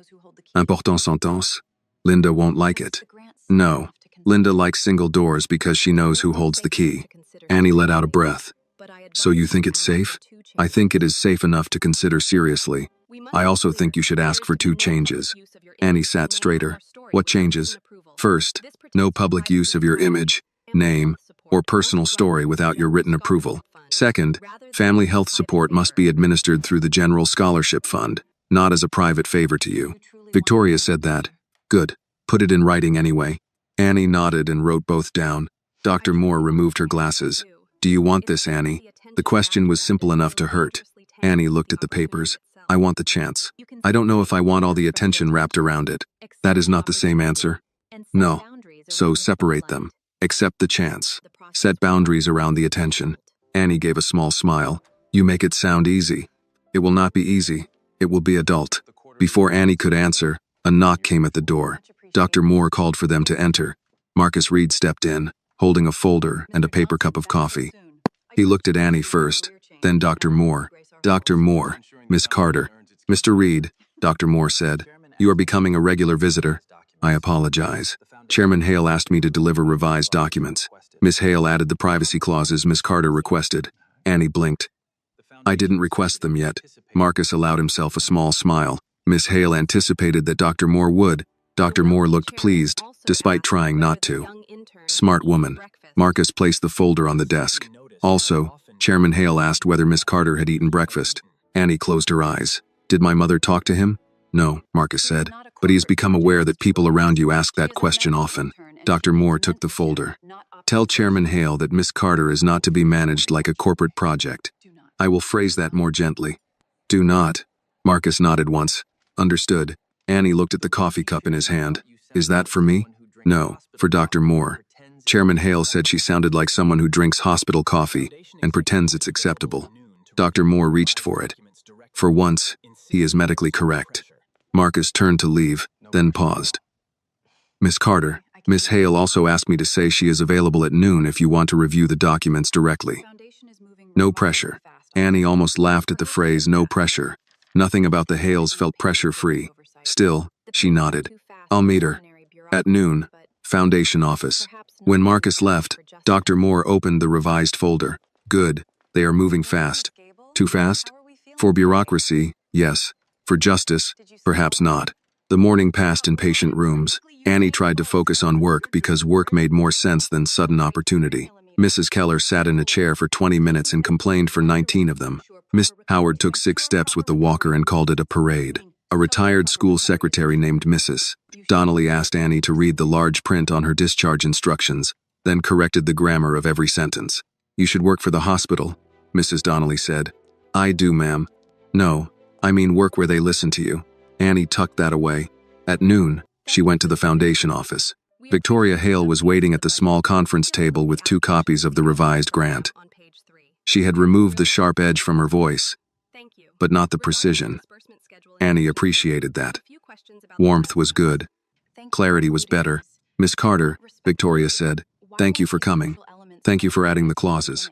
I should have included them first. Annie sat. Why didn't you? Victoria considered the question. Because people in my world often assume consent comes with gratitude. Annie did not answer. Victoria looked down at the papers. That was not meant as an excuse. I know. They reviewed the grant line by line. Victoria explained the stipend, the training expectations, the academic requirements, the privacy clause, the health support fund, and the process for future applicants. Annie asked every question from her notebook. Victoria answered without irritation. When Annie reached the family health support section, her voice slowed. My mother won't be named? No. Her care would be covered through an emergency support category available to scholarship recipients. No press, no donor dinner, no personal display. Good. Victoria's expression softened. You protect her. She's had enough people discuss her life like paperwork. Victoria nodded. Then we won't. Annie turned the page. What do you need from me? Your signature, if you choose. Continued work with Dr. Moore. Monthly review. And honesty. If anyone connected to this foundation makes you feel used. That includes your father? Victoria's mouth curved slightly. Especially my father. Richard's voice came from the doorway. I heard that. Annie turned. Richard stood there with his cane, Marcus behind him, looking mildly annoyed and properly checked by a doctor. Victoria gave him a look. You were supposed to rest. I am resting. Standing is not running. Dad. He sighed and came in slowly. Miss Carter, I will not interrupt. I only wanted to say one thing. Annie waited. Richard placed one hand on the back of a chair.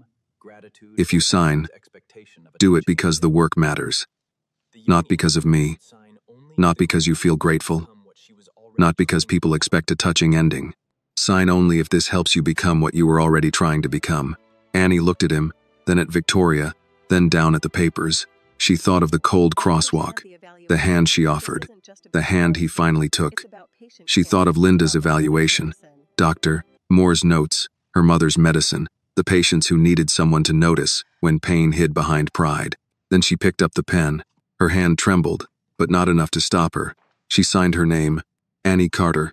Victoria signed next as foundation representative. Dr. Moore would sign later as supervising physician. Richard did not sign that page.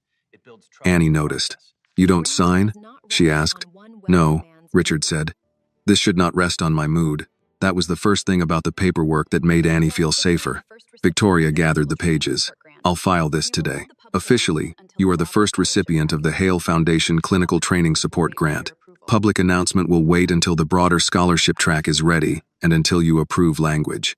Annie nodded. Thank you. Richard looked at her. How do you feel? Annie thought about lying, then decided against it, like I just stepped into another crosswalk. Richard's face softened. Then we will make sure the light lasts longer this time. Annie stood, smoothing her coat. I need to get back to Dr. Moore. Victoria extended her hand. Annie took it. Welcome to the program, Miss Carter. Thank you, ma'am. Richard did not offer his hand right away. Instead, he said, one more thing. Annie braced herself. I had a proper medical evaluation. Severe inflammatory flare. No fracture. Good. I am using a prescribed brace. Good. And Marcus has been unbearable about stairs. Marcus said from the doorway. Accurate. Annie smiled. Then listen to Marcus. Richard looked wounded. After all this, you take his side? When he's right. Victoria gave a quiet laugh. For a moment, the room felt almost ordinary. Not simple, not fixed, but human. Then Annie's phone buzzed. A message from Grace. Did you eat before signing anything? Annie smiled down at the screen. She typed back. Yes, ma'am. And I signed. The reply came fast. Then Stantal. Annie slipped the phone into her pocket and walked back into the hospital corridor with the same old shoes, the same scratched badge, and a future that had not been handed to her like charity. It had been opened like a door, and this time, Annie did not apologize for walking through.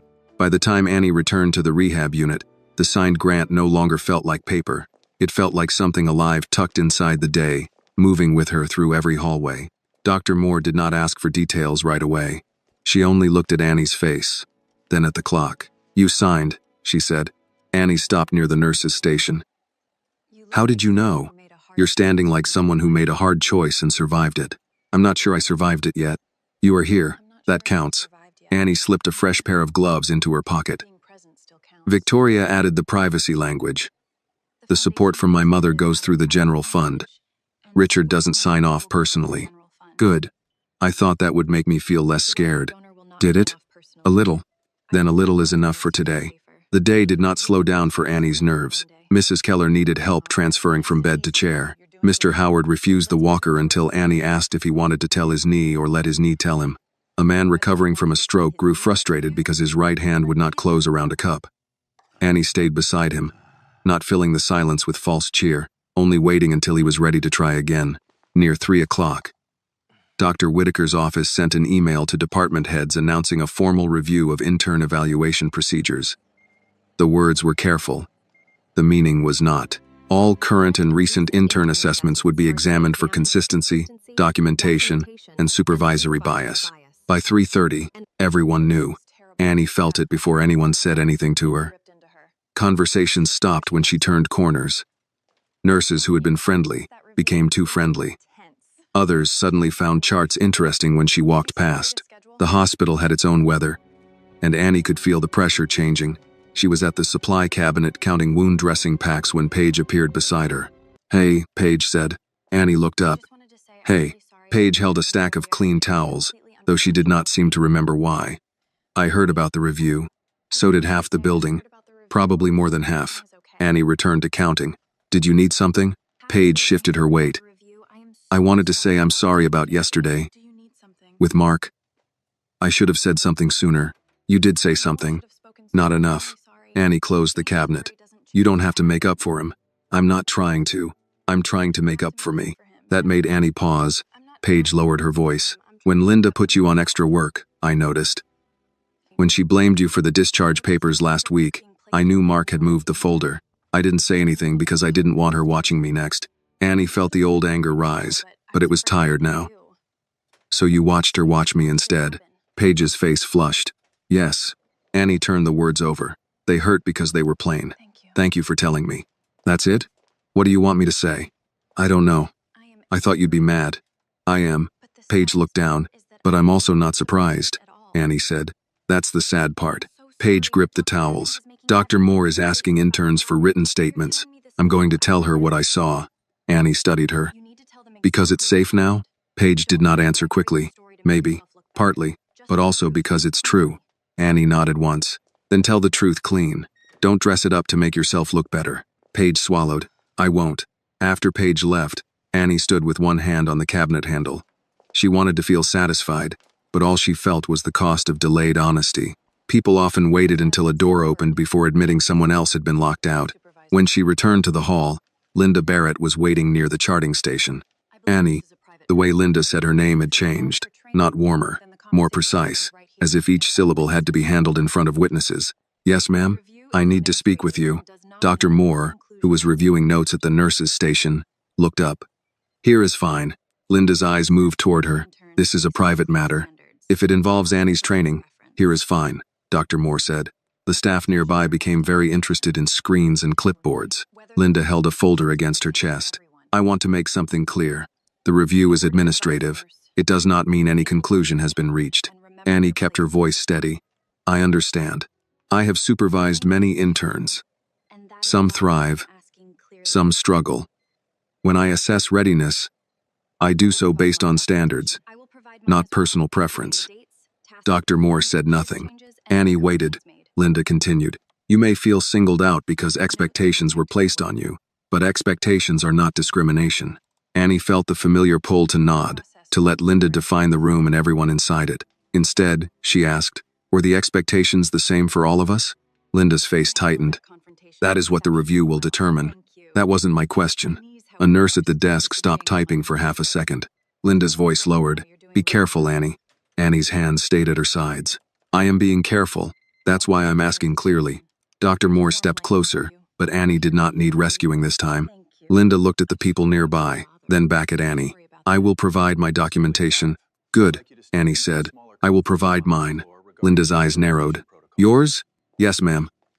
"Dates, tasks, shift changes, corrections, patient notes."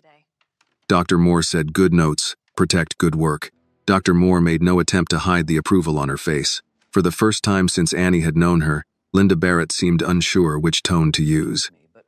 Then I suppose the process will speak for itself. I hope so, Annie said.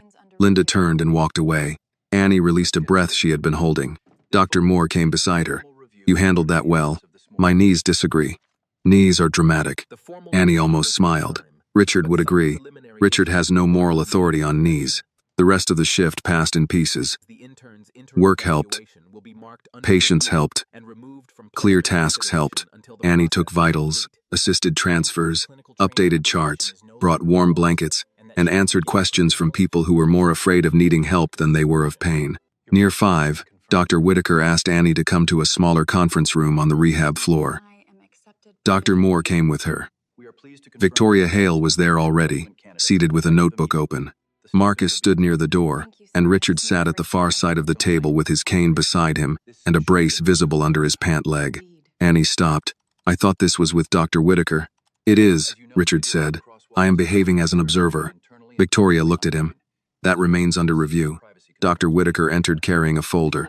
He looked older than he had that morning, as if the day had asked him to see things he should have seen sooner.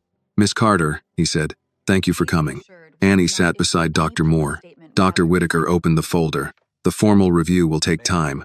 However, some preliminary issues require immediate correction. Annie did not move. First, your interim evaluation will be marked under review and removed from placement consideration until the process is complete. Second, your clinical training application is no longer paused. Third, effective Monday, you will begin a provisional official placement under Dr. Moore's supervision. Annie heard the words, but they seemed to arrive one at a time. Provisional official placement under Dr. Moore. Effective Monday. She looked at Dr. Moore. The older doctor gave a small nod. Annie turned back to Dr. Whitaker. Sir, does that mean I'm accepted? Provisionally, he said, pending final review. But yes, you will be treated as an official placement candidate with stipend eligibility. Annie's throat tightened. Thank you. Dr. Whitaker closed the folder. Do not thank me too quickly. This should have been reviewed earlier. Richard gave a quiet, Dr. Whitaker looked at him. I heard that. I intended you to. Victoria touched the bridge of her nose, but Annie saw the corner of her mouth move. Dr. Whitaker turned back to Annie. There is another matter. The video has circulated internally and partially online. We are working to limit patient privacy exposure. Though you and Mr. Hale were outside hospital treatment areas, still, people may approach you. If anyone pressures you for comments, refer them to communications. Annie nodded. Yes, sir. Victoria spoke next. The Foundation will not issue any public statement without your approval. I appreciate that.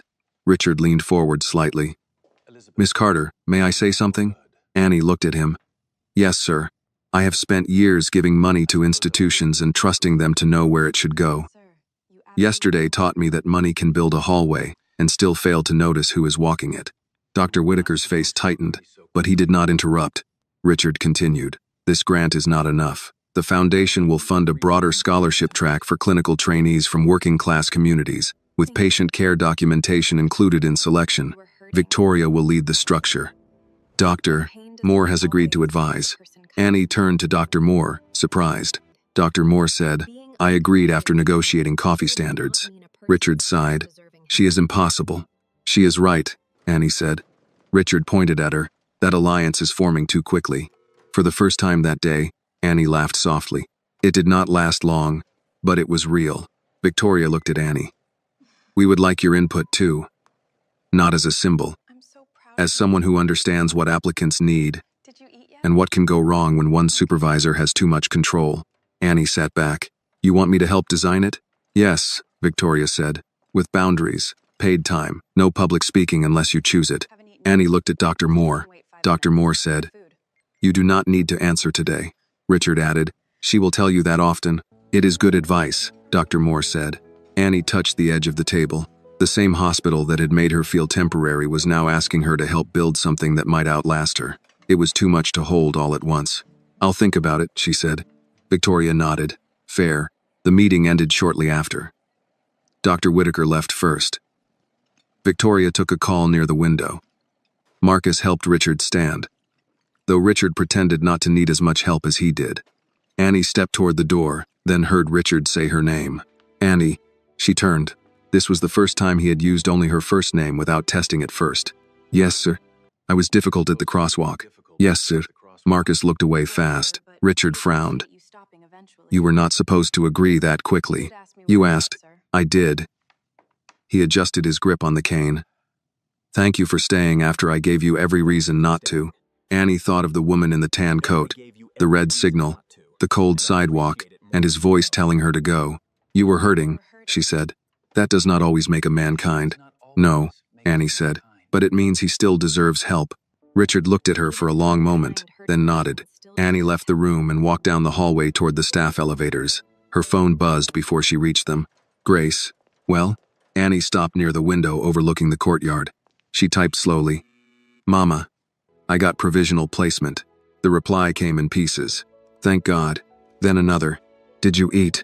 Annie smiled, leaned her forehead briefly near the cool glass without pressing into it, and looked down at the courtyard where two patients were walking with therapists. Each step careful. Each step counted. She typed back, Not yet. Grace answered, Then Justice can wait 5 minutes. Go eat. Annie put the phone away and went to the cafeteria.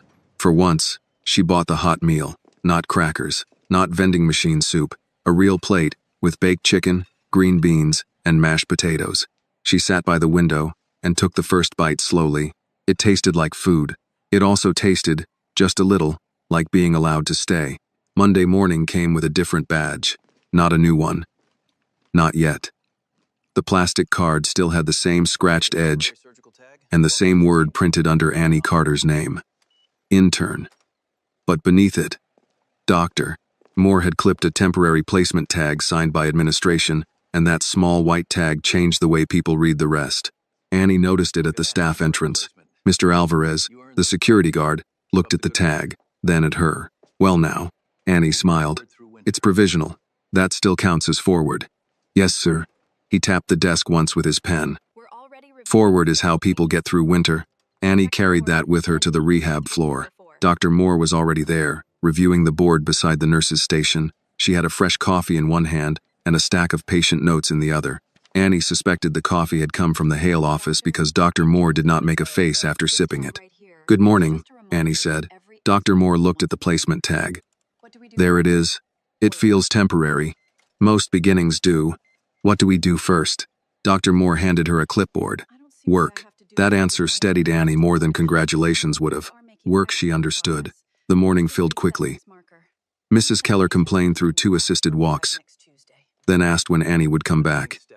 Mr. Howard took 8 steps with the walker and announced that 9 would be showing off. A man recovering from a hip replacement refused breakfast until Annie warmed the oatmeal and found brown sugar from the cafeteria. Small things. Real things. The kind of care that never made donor reports but changed the temperature of a patient's day. By late morning, Dr. Moore called Annie into a small staff office near rehab. Victoria Hale was already there with a laptop open, papers arranged in neat stacks. Marcus stood outside the glass panel, speaking quietly into his phone. Richard was not present. Annie looked around. Mr. Hale isn't coming? Victoria shook her head. He wanted to. His doctor disagreed. Good. Victoria smiled. That was my answer too. Dr. Moore shut the door and sat. We have 30 minutes before rounds. Let's use them. Victoria turned the laptop so Annie could see the heading on the screen. Hale Foundation Compassionate Clinical Training Scholarship. Annie read the words twice. That's the official name? Draft name, Victoria said. My father wanted to call it the Annie Carter Compassion Scholarship. Annie's face changed at once. No, I told him you would say that. Please don't put my name on it. We won't unless you choose that. I prefer a broader name anyway. Less pressure on you, more useful for future applicants. Annie let out a breath. Thank you. Victoria clicked to the next page. We need your input on selection criteria. Dr. Moore has already made several notes. Dr. Moore said, several polite corrections. Victoria gave her a dry look. She crossed out an entire paragraph and wrote, This sounds like it was made by people who have never missed a meal. Annie glanced at Dr. Moore. Dr. Moore lifted her coffee. It did. Victoria accepted that without argument. So we start again. Annie sat slowly. What do you need from me? Tell us what would have helped you 6 months ago. That question was harder than it sounded. Annie looked at the blank space beneath the criteria list. Money, obviously. But not only money. What else? Victoria asked. A supervisor who couldn't erase everything with one bad evaluation. A way for patient comments to count. A place to report unfair treatment without making yourself a target. Transportation help. Meals during long shifts. Maybe supplies too. Good shoes cost more than people think. Dr. Moore nodded. Shoes matter. Back pain starts at the floor. Victoria typed as Annie spoke. Annie continued, more carefully now. And don't just pick people who already know how to sound polished. Some of us are still learning how to speak in rooms where we've mostly been corrected. Victoria stopped typing for a second, then wrote that down too. Dr. Moore looked at Annie. Good.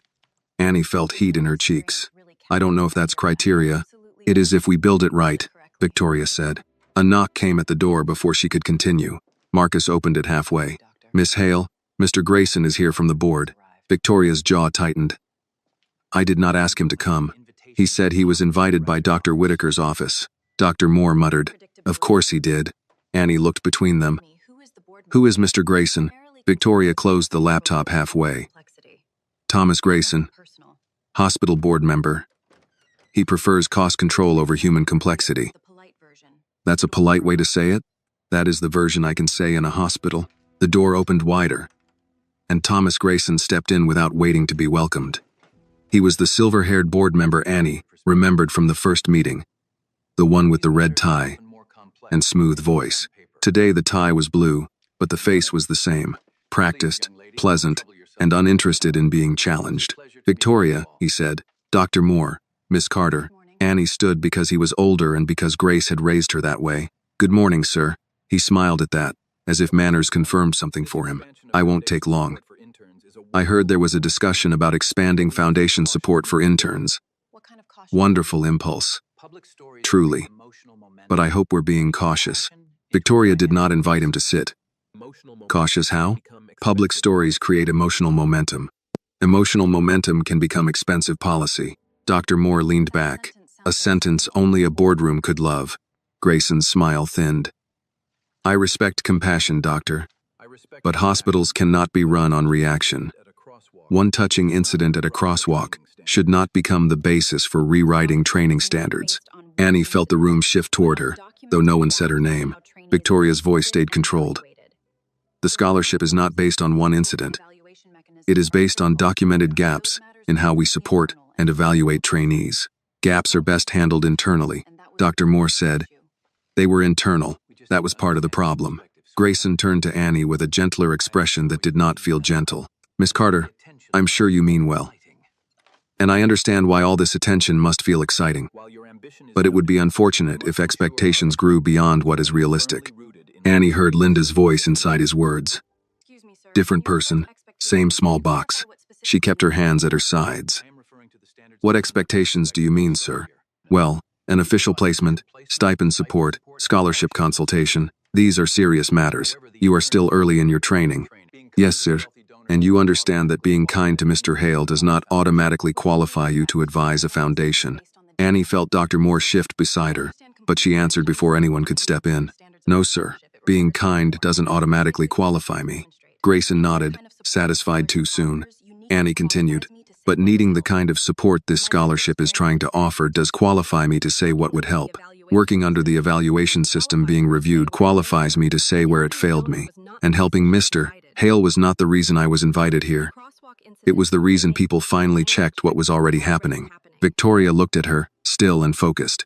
Grayson's smile faded. That is one perspective. It's mine, Annie said. You asked me. Dr. Moore's mouth twitched, but she said nothing.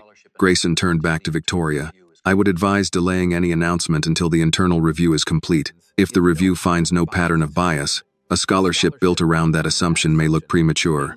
Victoria folded her hands. Oh, and dear Mike, the closed laptop. The scholarship is not waiting for the hospital to admit what the foundation already sees. That sounds adversarial. It sounds overdue. Grayson's tone cooled. Be careful, Victoria. Donor pressure can create legal exposure. Marcus stepped closer to the doorway, quiet but present. Victoria stood. Thank you for your concern, Thomas. We will document everything. Grayson looked at Dr. Moore. And you support this? I support anything that makes it harder for one supervisor's blind spot to become a young person's ceiling. He had no clean reply to that. At the door, he paused and looked at Annie again. Miss Carter, I hope you understand visibility has a cost. Annie remembered Linda's warning. Do not mistake visibility for protection. She met his eyes. So does being invisible. Grayson left. The door closed behind him, and the office seemed to breathe again. Victoria looked at Annie for a long moment. I'm sorry. Annie sat back down. For him? For the way people like him make caution sound like wisdom. Dr. Moore opened the laptop fully again. He did us a favor. Victoria looked at her. How? He showed us exactly what language to protect against. Annie nodded slowly. Add something about applicants not having to perform gratitude. Victoria began typing. Say more. Some programs help you, then expect you to smile on command. Speak at events. Tell your pain in a way that makes donors comfortable. Make everything sound inspiring, even when it was unfair. Victoria typed faster. Dr. Moore said, add consent for storytelling, separate from financial support. Already added, Victoria said, but we can make it stronger. Annie thought of Grayson's smooth warning. And add that lived experience counts as advisory knowledge. Victoria stopped typing and looked up. That wording is good. My mother says I speak better when I'm irritated. I would like to meet your mother, Dr. Moore said. She would ask if all of you ate breakfast. Victoria smiled. A fair question. The meeting continued until Dr. Moore had to leave for rounds. By then, the scholarship draft had changed. It had transportation stipends, meal support for long clinical days, multiple evaluation sources, patient care documentation, anti-retaliation language, privacy protections, and a trainee advisory group that included paid participation. As they left the office, Victoria walked beside Annie. You did well with Grayson. Annie shook her head. I don't like talking to men who sound polite while closing doors.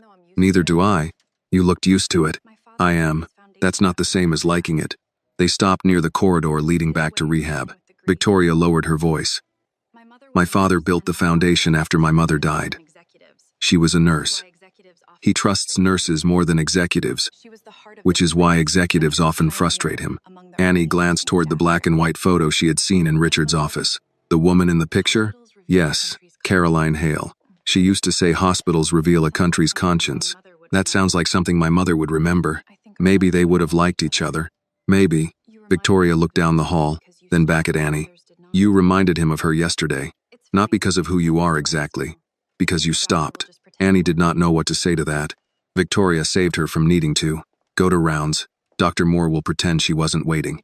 She probably was. She absolutely was. Annie returned to the rehab unit and found Dr. Moore beside Mr. Howard's door. You took your time, Dr. Moore said. Grayson came by. Then I admire your restraint. I wanted to say more. You said enough if he left uncomfortable. He did. Then you said enough. They entered Mr. Howard's room. He was sitting in his chair, Cubs cap low on his forehead, arms crossed. I heard there's a scholarship now, he said. Annie stopped. How do you hear everything? I'm old, not absent. Dr. Moore checked his chart. Mr. Howard has sources. My wife, he said. She says if that rich man has money to put names on walls, he's got money to help young folks buy decent shoes. Annie laughed before she could stop herself. Mr. Howard pointed at her shoes. Those yours squeak? A little. Get better ones. Feet matter. Dr. Moore looked at Annie. See? Clinical consensus. Annie helped him stand, and this time he used the walker with less argument. Not none, less. After rounds, Annie spent the afternoon collecting notes, updating charts, and trying to stay focused. But Grayson's words followed her. Visibility has a cost. So does being invisible. She had said that as if she fully believed it. Maybe she did. Maybe belief sometimes arrived after the words. Near the end of the shift, Marcus appeared at the nurse's station. Miss Carter, he said, Chairman Hale asked me to deliver this. Annie took the sealed envelope. Should I be nervous? Not this time. That's not comforting from you. He almost smiled. Fair. Inside was a photocopy of an old photograph. Richard, much younger, standing beside Caroline Hale in her nurse's uniform. On the back, written in careful handwriting, was a note. Caroline stopped for people before the world approved of stopping. Yesterday, you reminded me that the Foundation has been remembering her name, but not always her courage. Thank you for correcting that. Annie read it twice. Dr. Moore came beside her. Good note? Annie handed it over. Dr. Moore read it and grew quiet. Yes, she said. Good note. Annie slipped the photo carefully into her bag. That evening, as she walked home, her feet still hurt. Her coat was still thin. The city was still cold. But the day had placed something new inside her. Something sturdier than praise. She was no longer just being helped. She was helping shape the help. And for Annie Carter, that made all the difference. The photograph stayed in Annie's bag for 3 days. She did not show it to many people. Not because she was hiding it, but because some things lost weight when passed around too quickly. She showed it to Grace over a video call, holding it close to the phone so her mother could see Caroline Hale's nurse uniform and Richard's younger face beside her. Grace grew quiet. That woman had kind eyes, she said. You can tell from a photo? I can tell enough. Richard said I reminded him of her. Grace smiled a little. That scared you, didn't it? Yes, ma'am.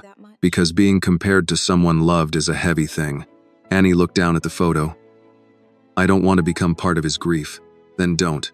Become part of the work. That was what Annie tried to do. The scholarship draft moved faster than anything else Annie had ever seen inside a hospital. Victoria sent revised language. Dr. Moore added notes in the margins.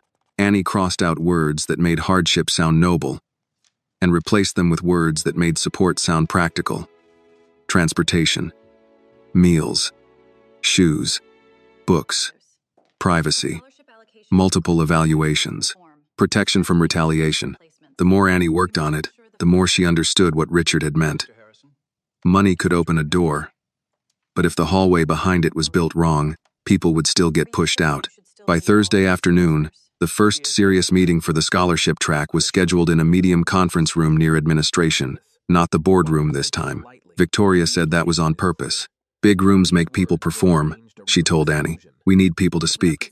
When Annie arrived, she found Victoria at the front with a laptop, Dr. Moore seated with a legal pad, Dr. Whitaker near the end of the table, Marcus by the wall, and 2 members from hospital education. Richard sat beside the window with his cane resting against the chair. His knee brace was still visible, and Annie was pleased to see he had not tried to hide it. Thomas Grayson was there too. Annie had expected that. She had also hoped not to see him. Both things could be true. Grayson greeted her with the same careful smile. Miss Carter, good afternoon, sir. Still involved, I see. Yes, sir. Richard's voice came from the window. She was invited. Grayson turned slightly. I did not suggest otherwise. No. You arranged the words around it. Victoria looked down at her notes, but Annie saw her mouth tighten against a smile. Dr. Whitaker cleared his throat. Let's begin. Victoria stood. The purpose of today's meeting is to review the proposed Hale Foundation Compassionate Clinical Training Scholarship. This program is designed to support clinical trainees from working class and underrepresented backgrounds through financial assistance, structured supervision, and fairer evaluation channels. Grayson lifted a hand. Before we discuss expansion, I'd like clarity. Is this scholarship a foundation program or a hospital corrective action? Victoria answered evenly. Foundation program. Then the hospital should avoid language implying internal failure before the review concludes. Dr. Moore said, the program can acknowledge reality without naming liability. Grayson smiled. That sounds like lawyer language, doctor. No, Dr. Moore said. It sounds like experience. Victoria clicked to the first slide. Annie saw her own suggestions written there. No name attached. That mattered. Need-based transportation support. Meal allowance during extended clinical days. Required faculty review beyond immediate supervisor. Patient care documentation. Protected reporting process. One of the education coordinators, Ms. Patel, leaned forward. Patient care documentation is interesting. We don't usually use patient comments in intern selection. Why not? Richard asked. Ms. Patel glanced at him. They can be subjective, Dr. Moore said. So can supervisor comments. Annie kept her hands still under the table. Victoria looked toward her. Miss Carter, can you speak to that? Annie felt Grayson's attention settle on her. She had learned by now that some people listened in order to understand, and some listened in order to find a loose thread. She chose her words carefully. A patient comment shouldn't be the whole decision, but it should be part of the picture. Sometimes the person closest to the care sees what the form misses. A patient knows if you explain something twice without making them feel slow. They know if you rushed them. They know if you touched the bed rail before moving it so the sound wouldn't scare them. Miss Patel nodded slowly. Those are hard things to measure. Yes, ma'am, Annie said. But they're easy things to feel. Dr. Moore wrote that down. Grayson rested one hand on the table. That is heartfelt, Miss Carter. But feelings do not create consistent standards. Annie turned to him. Neither does ignoring them. The room shifted slightly. Richard looked at his cane. Victoria kept her face neutral. Grayson's smile cooled. You are becoming quite comfortable in meetings. Annie felt the sting beneath the politeness, but she did not take the bait. I'm trying to answer what I'm asked. Victoria moved the slide forward. The program will not rely on feelings alone. It will combine supervisor reports, faculty notes, patient care examples, attendance, skills, growth, and trainee interviews. Dr. Whitaker nodded. That is defensible. Grayson looked at him. Defensible is not the same as wise. Richard spoke before anyone else could. Thomas, when my wife was a nurse, she used to say the chart tells you what happened to the body. The patient tells you what happened to the person. A hospital that trusts only one is half blind. Grayson looked toward the old photo on the slide. Victoria had placed Caroline Hale's image there, not as decoration, but as origin. I respect Mrs. Hale's legacy, Grayson said. Richard's expression did not change. Then do not use respect as a way to bury what she stood for. The room tightened. Victoria stepped in before the exchange could harden. Let's move to anti-retaliation language.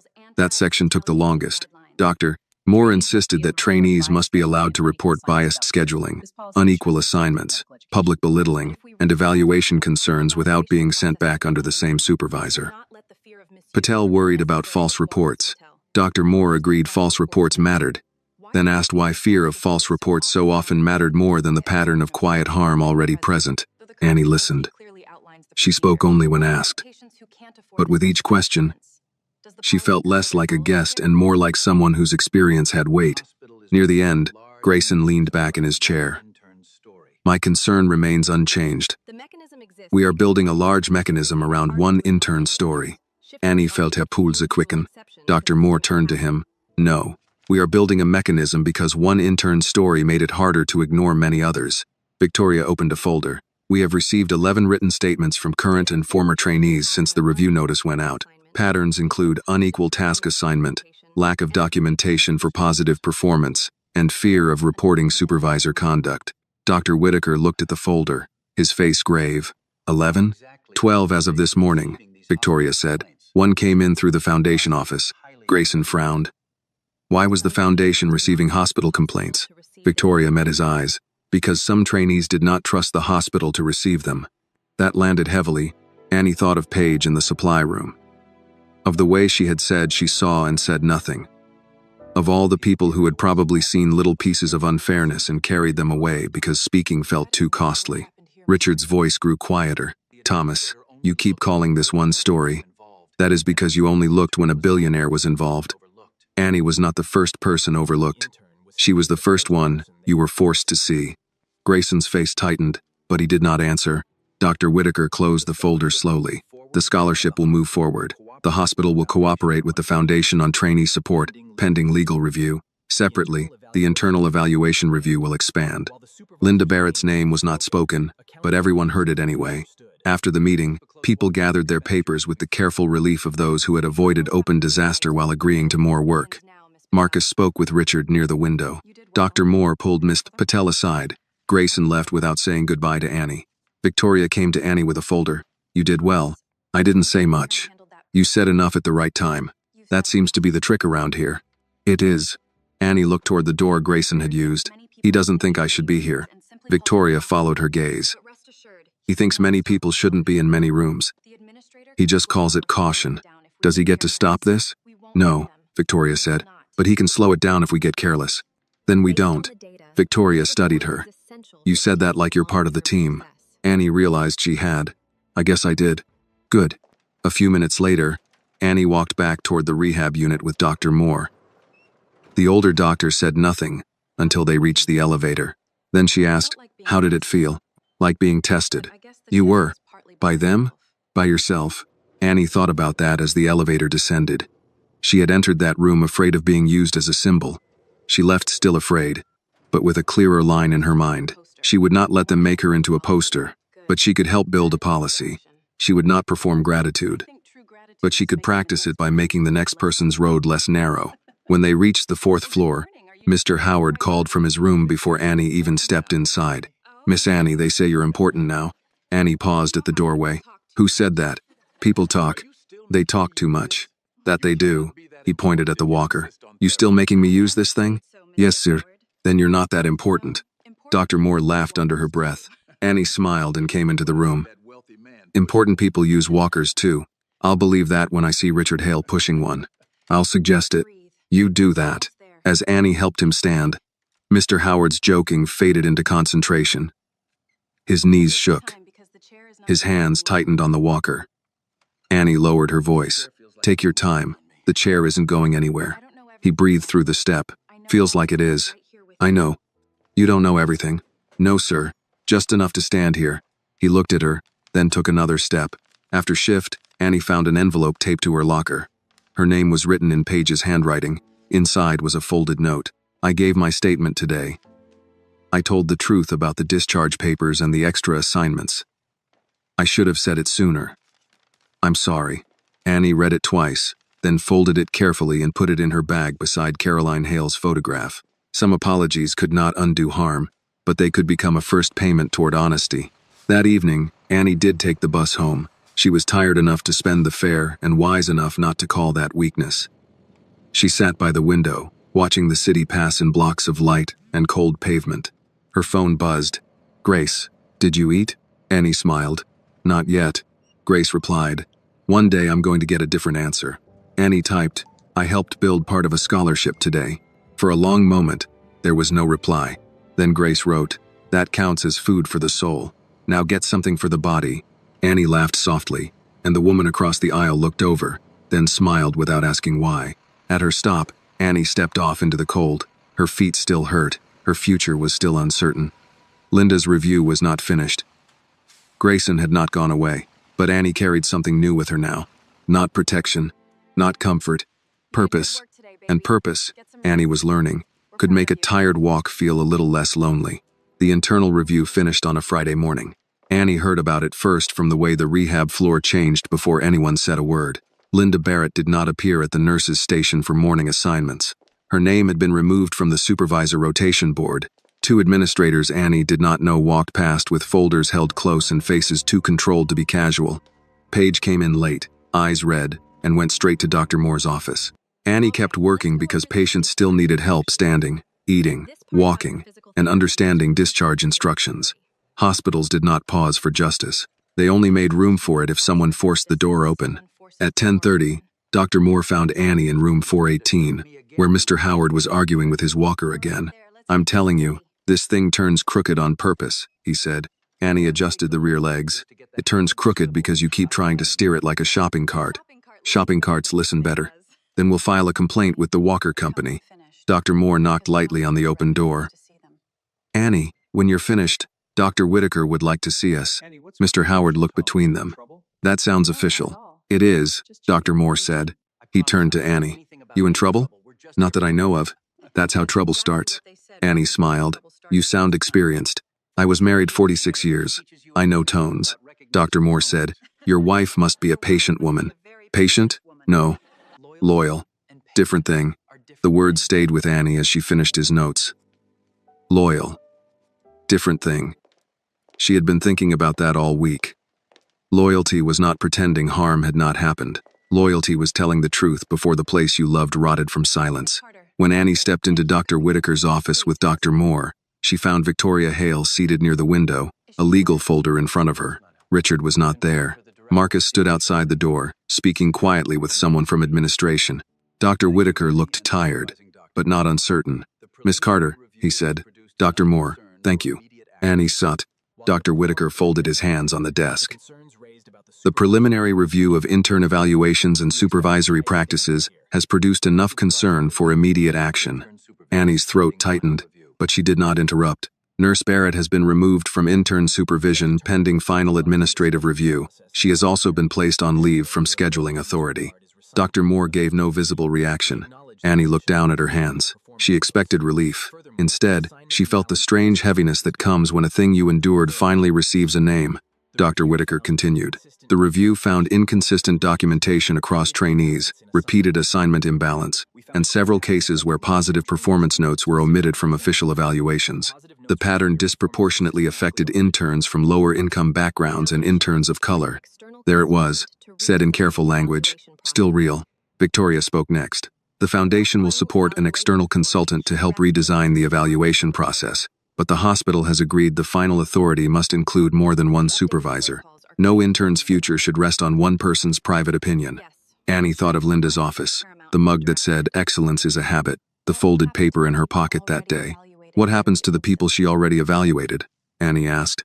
Dr. Whitaker nodded as if he had expected the question. Files from the last 2 cycles will be reviewed. Former interns will be contacted where appropriate. Some decisions may not be reversible, but records can be corrected and opportunities reopened. May not be reversible, Annie repeated softly. I know, he said. That is not enough. No, sir, it isn't. Victoria's eyes moved to Annie. That sentence will be in the Foundation's report. Not enough. Dr. Moore turned to Dr. Whitaker. And Annie's placement? Confirmed, he said. No longer provisional. Effective immediately. Clinical training intern under Dr. Moore's supervision, with stipend eligibility active this pay cycle. For a second, Annie could hear the radiator in her apartment, her mother asking if she had eaten, Richard's cane on wet pavement. Linda's pen marking her down. Mr. Beese, Howard saying loyal and patient were different. Confirmed, she breathed in. Thank you, she said, and this time the words did not feel too small, they felt earned. Dr. Whitaker looked at her with something close to apology. You should not have needed a billionaire's phone call to receive a fair review. No, sir, Annie said. Victoria looked at him. That should be in the report too. He nodded. It will be. Dr. Moore leaned back. Good. Now we need to discuss how to keep this from becoming a one-week conscience exercise. That is why we are here, Victoria said. She opened her folder and slid several pages across the desk. The scholarship track has been approved by the Hale Foundation Board. The hospital partnership is pending final legal language, but funding is secured for the pilot year. 10 trainees. Transportation support, meal support, footwear and supply allowance, faculty mentorship, multiple source evaluation, and protected reporting. Annie blinked. 10? Victoria nodded. You said it should open for more than you. I didn't think it would happen that fast. Neither did Thomas Grayson, Victoria said. Dr. Whitaker's mouth moved as if he was trying not to smile. Mr. Grayson has entered several objections into the record. Of course he has, Dr. Moore said. Victoria continued. He argued the program may create expectations the hospital cannot maintain. Annie looked at her. What did you say? I said expectations are often how institutions discover what they should have been doing. Dr. Moore raised her coffee cup slightly. Good answer. Victoria's expression softened. My father said it less politely. I can imagine, Annie said. There was a knock at the door. Marcus opened it. Chairman Hale is asking if he may come in. Victoria closed her eyes. He was told to stay in the car. Marcus nodded. Yes. Dr. Moore said, That has never worked on him, has it? No, doctor. Richard entered with his cane, slower than before but steadier. He wore a dark overcoat and the knee brace beneath his pants. He looked at Annie first. Miss Carter, Mr. Hale, I hear congratulations are in order. Annie smiled faintly.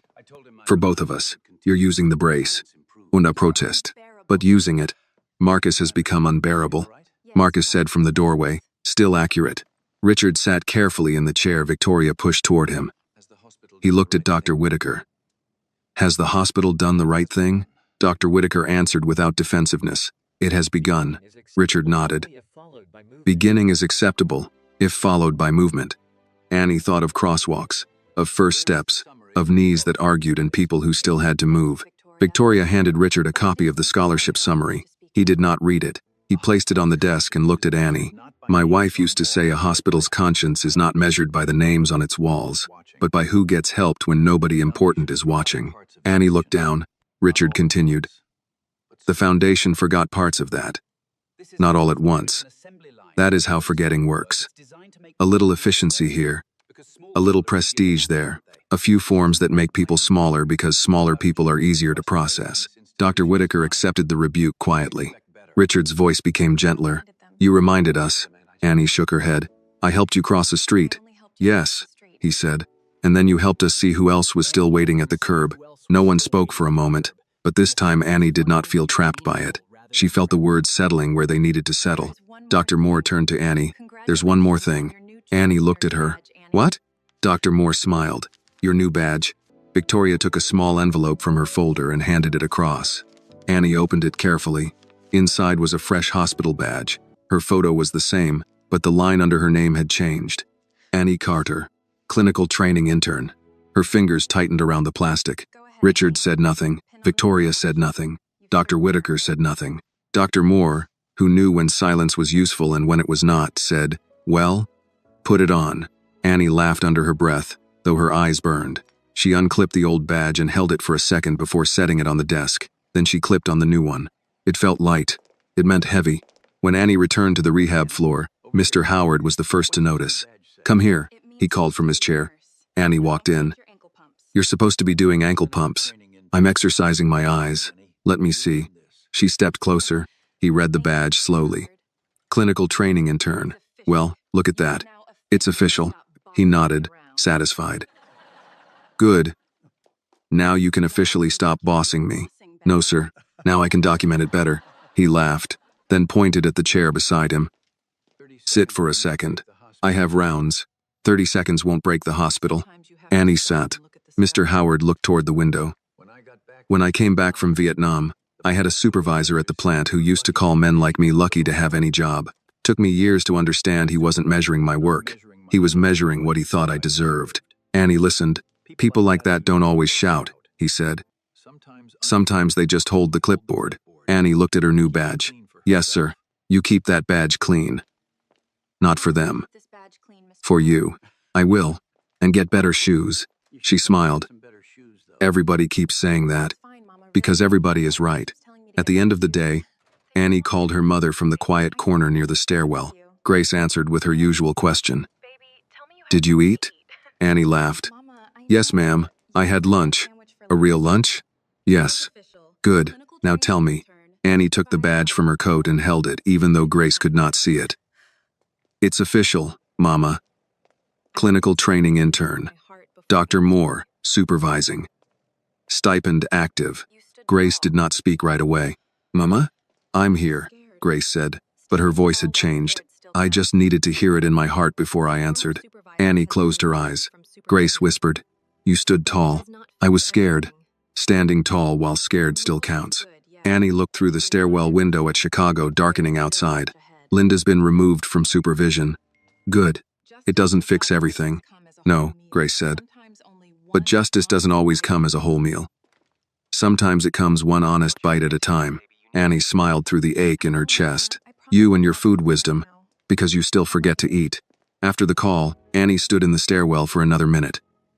She thought of Linda, Grayson, Paige, Dr. Moore, Victoria, Richard, Marcus, Mr. Howard, Mrs.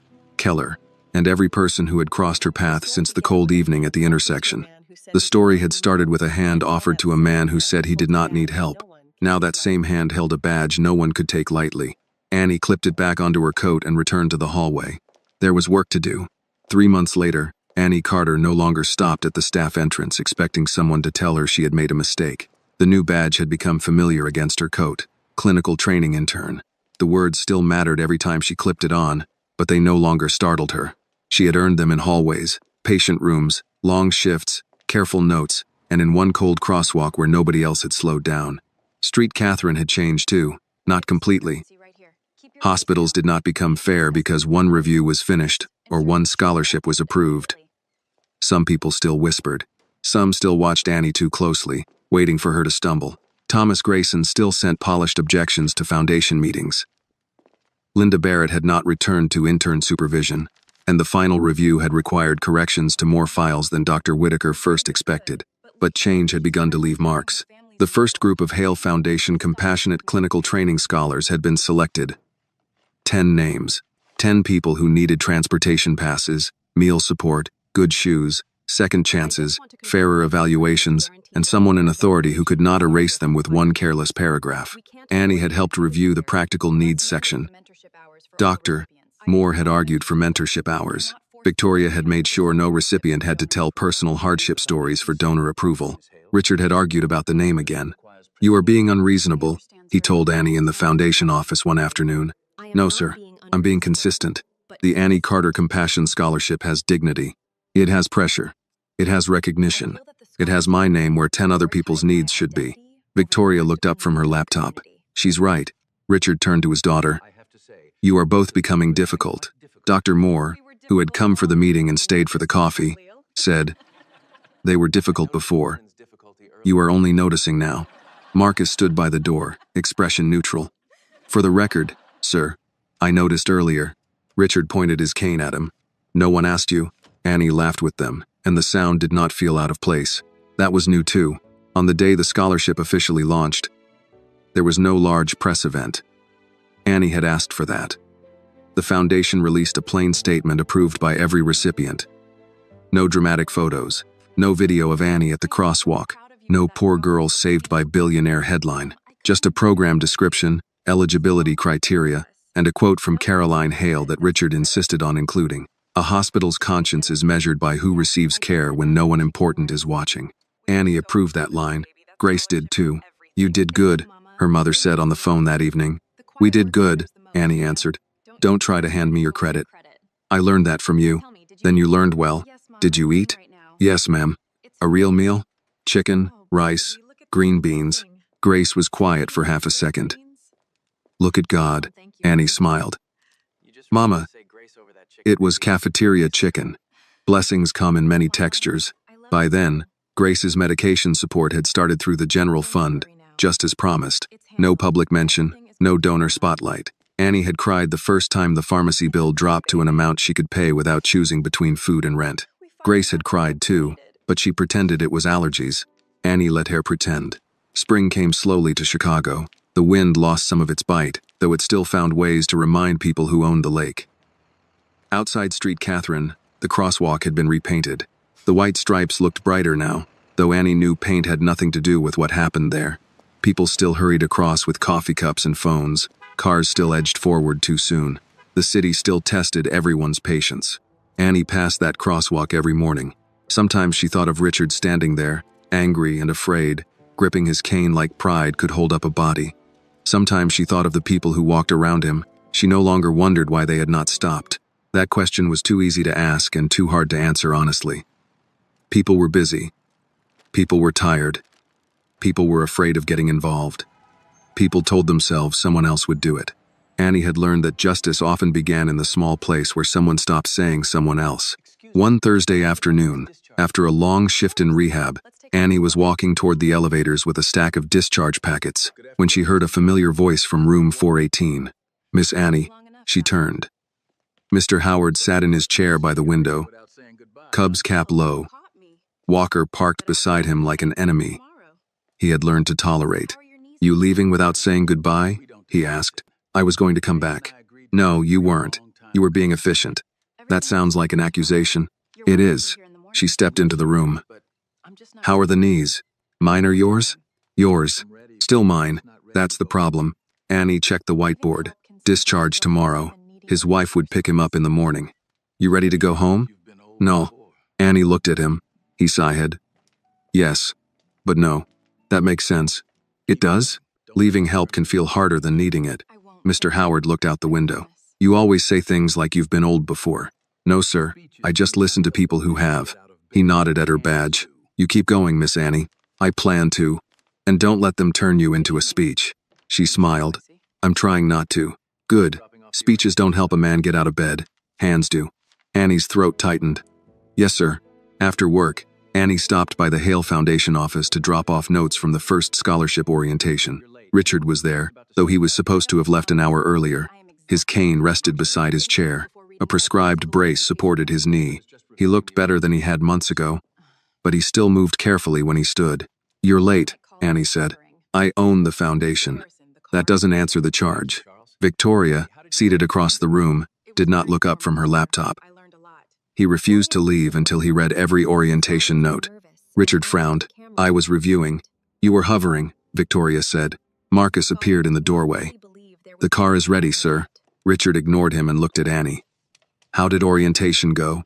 Good, nervous. A few people asked if there would be cameras. His expression tightened. There will not. I told them.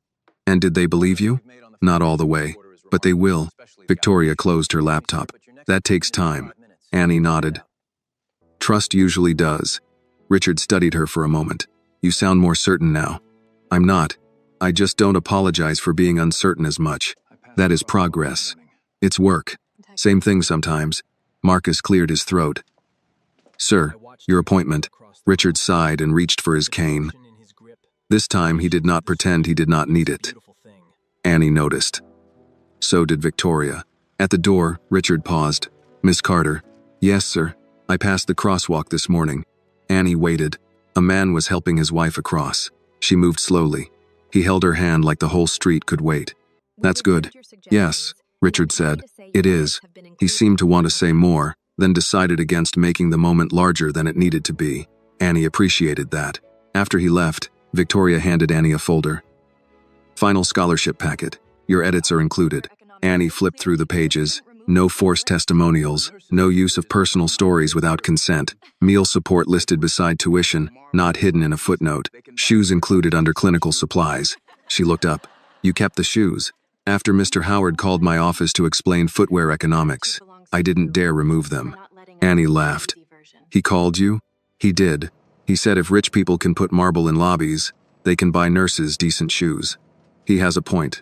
He had several. Annie held the folder against her chest. Thank you. Victoria's face softened. No. Thank you for not letting us make the easy version. That evening, Annie took the bus home.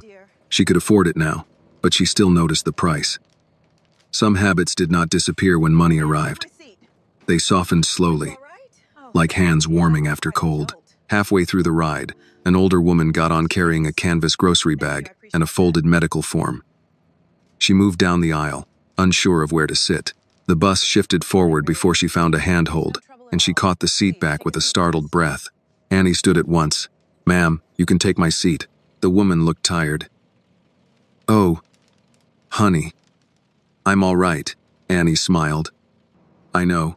Take it anyway. The woman sat, grateful but trying not to show too much of it. Annie held the pole as the bus moved through evening traffic. Outside, the city slid by in brick walls, corner stores, laundromats, church signs, and apartment windows lit against the dark. At her stop, Annie stepped down onto the sidewalk. The air was cold, but not cruel. She walked the last block home carrying the scholarship packet in her bag and a container of soup from the cafeteria for dinner because Grace had taught her better than crackers. Her phone buzzed as she reached her building. Grace, did you eat? Annie smiled and typed, I have soup. Grace replied, I'll accept that. Annie climbed the stairs. Before unlocking her door, she paused in the hallway and thought of the first night after meeting Richard. The same steps had felt heavier then. The same key had stuck in the same lock. The same small apartment had waited with the same radiator noises, but Annie was not the same. Not because a billionaire had found her, because she had been seen, and then she had chosen to help others be seen too. The next morning, Annie returned to Street Catherine early. The lobby was busy. The elevators were slow. Someone had spilled coffee near the gift shop. A volunteer was giving directions to radiology. Everything ordinary, everything still worth doing. Near the corridor leading to rehab, an elderly woman in a pale coat stood holding an appointment paper with both hands. People moved around her. She looked from one sign to another, confused but too proud to ask. Annie stopped. For a moment, the hospital noise faded into the memory of wind, wet pavement, and a man gripping a cane at the curb. Then Annie stepped forward. Good morning, ma'am, she said. Where are you trying to go? The woman looked embarrassed. I'm supposed to find the mobility clinic. I thought I knew the way. It can be confusing. I hate needing directions. Annie smiled and held out her hand. Take my hand, ma'am. I'll walk you there. The woman hesitated, then took it. Across the hall, Richard Hale stood near the foundation corridor with Marcus beside him. He had arrived for a meeting, but he did not interrupt. He simply watched as Annie walked slowly with the woman, matching her pace. Holding the appointment paper in her other hand, speaking softly enough that only the woman could hear, Marcus looked at Richard. Sir? Richard's eyes stayed on the hallway. Give them a minute. Annie did not see him at first. She was focused on the woman beside her, on the careful steps, on the small act of helping someone arrive with dignity. When they reached the clinic doors, the woman squeezed Annie's hand. Thank you, dear. Yes, ma'am. On her way back, Annie finally noticed Richard. He leaned on his cane, older in the morning light than his money ever let people imagine. He nodded once. Annie nodded back. No speech, no cameras, no applause. Only a hallway, a hand offered, and a person helped across the distance they could not manage alone. That was the part Annie understood now. Kindness did not become real because someone rewarded it. Justice did not become strong because someone announced it. The best things often began quietly, in places people almost missed. A crosswalk, a park bench, a hospital room, a bus aisle, a hallway. Annie Carter had not changed because the world finally noticed her. The world had changed around her because she kept noticing others. And when the next person needed a steady hand, Annie did what she had done from the beginning. She stopped, she smiled, and she helped them cross. The lesson of Annie Carter's story is simple but powerful. Real kindness does not wait for recognition, reward, or permission. Annie helped Richard Hale before she knew his name, his wealth, or his influence. She saw pain where others saw inconvenience, and she chose to stop when everyone else kept walking. Her story reminds us that justice often begins with one quiet act of courage, and that the people society overlooks may carry the very compassion the world needs most. Sometimes changing a life starts with something as small as offering your hand. This video is a work of fiction created with the assistance of artificial intelligence. All characters, events, and situations are not real and do not represent any actual people or true stories. The content is intended for storytelling and emotional illustration only.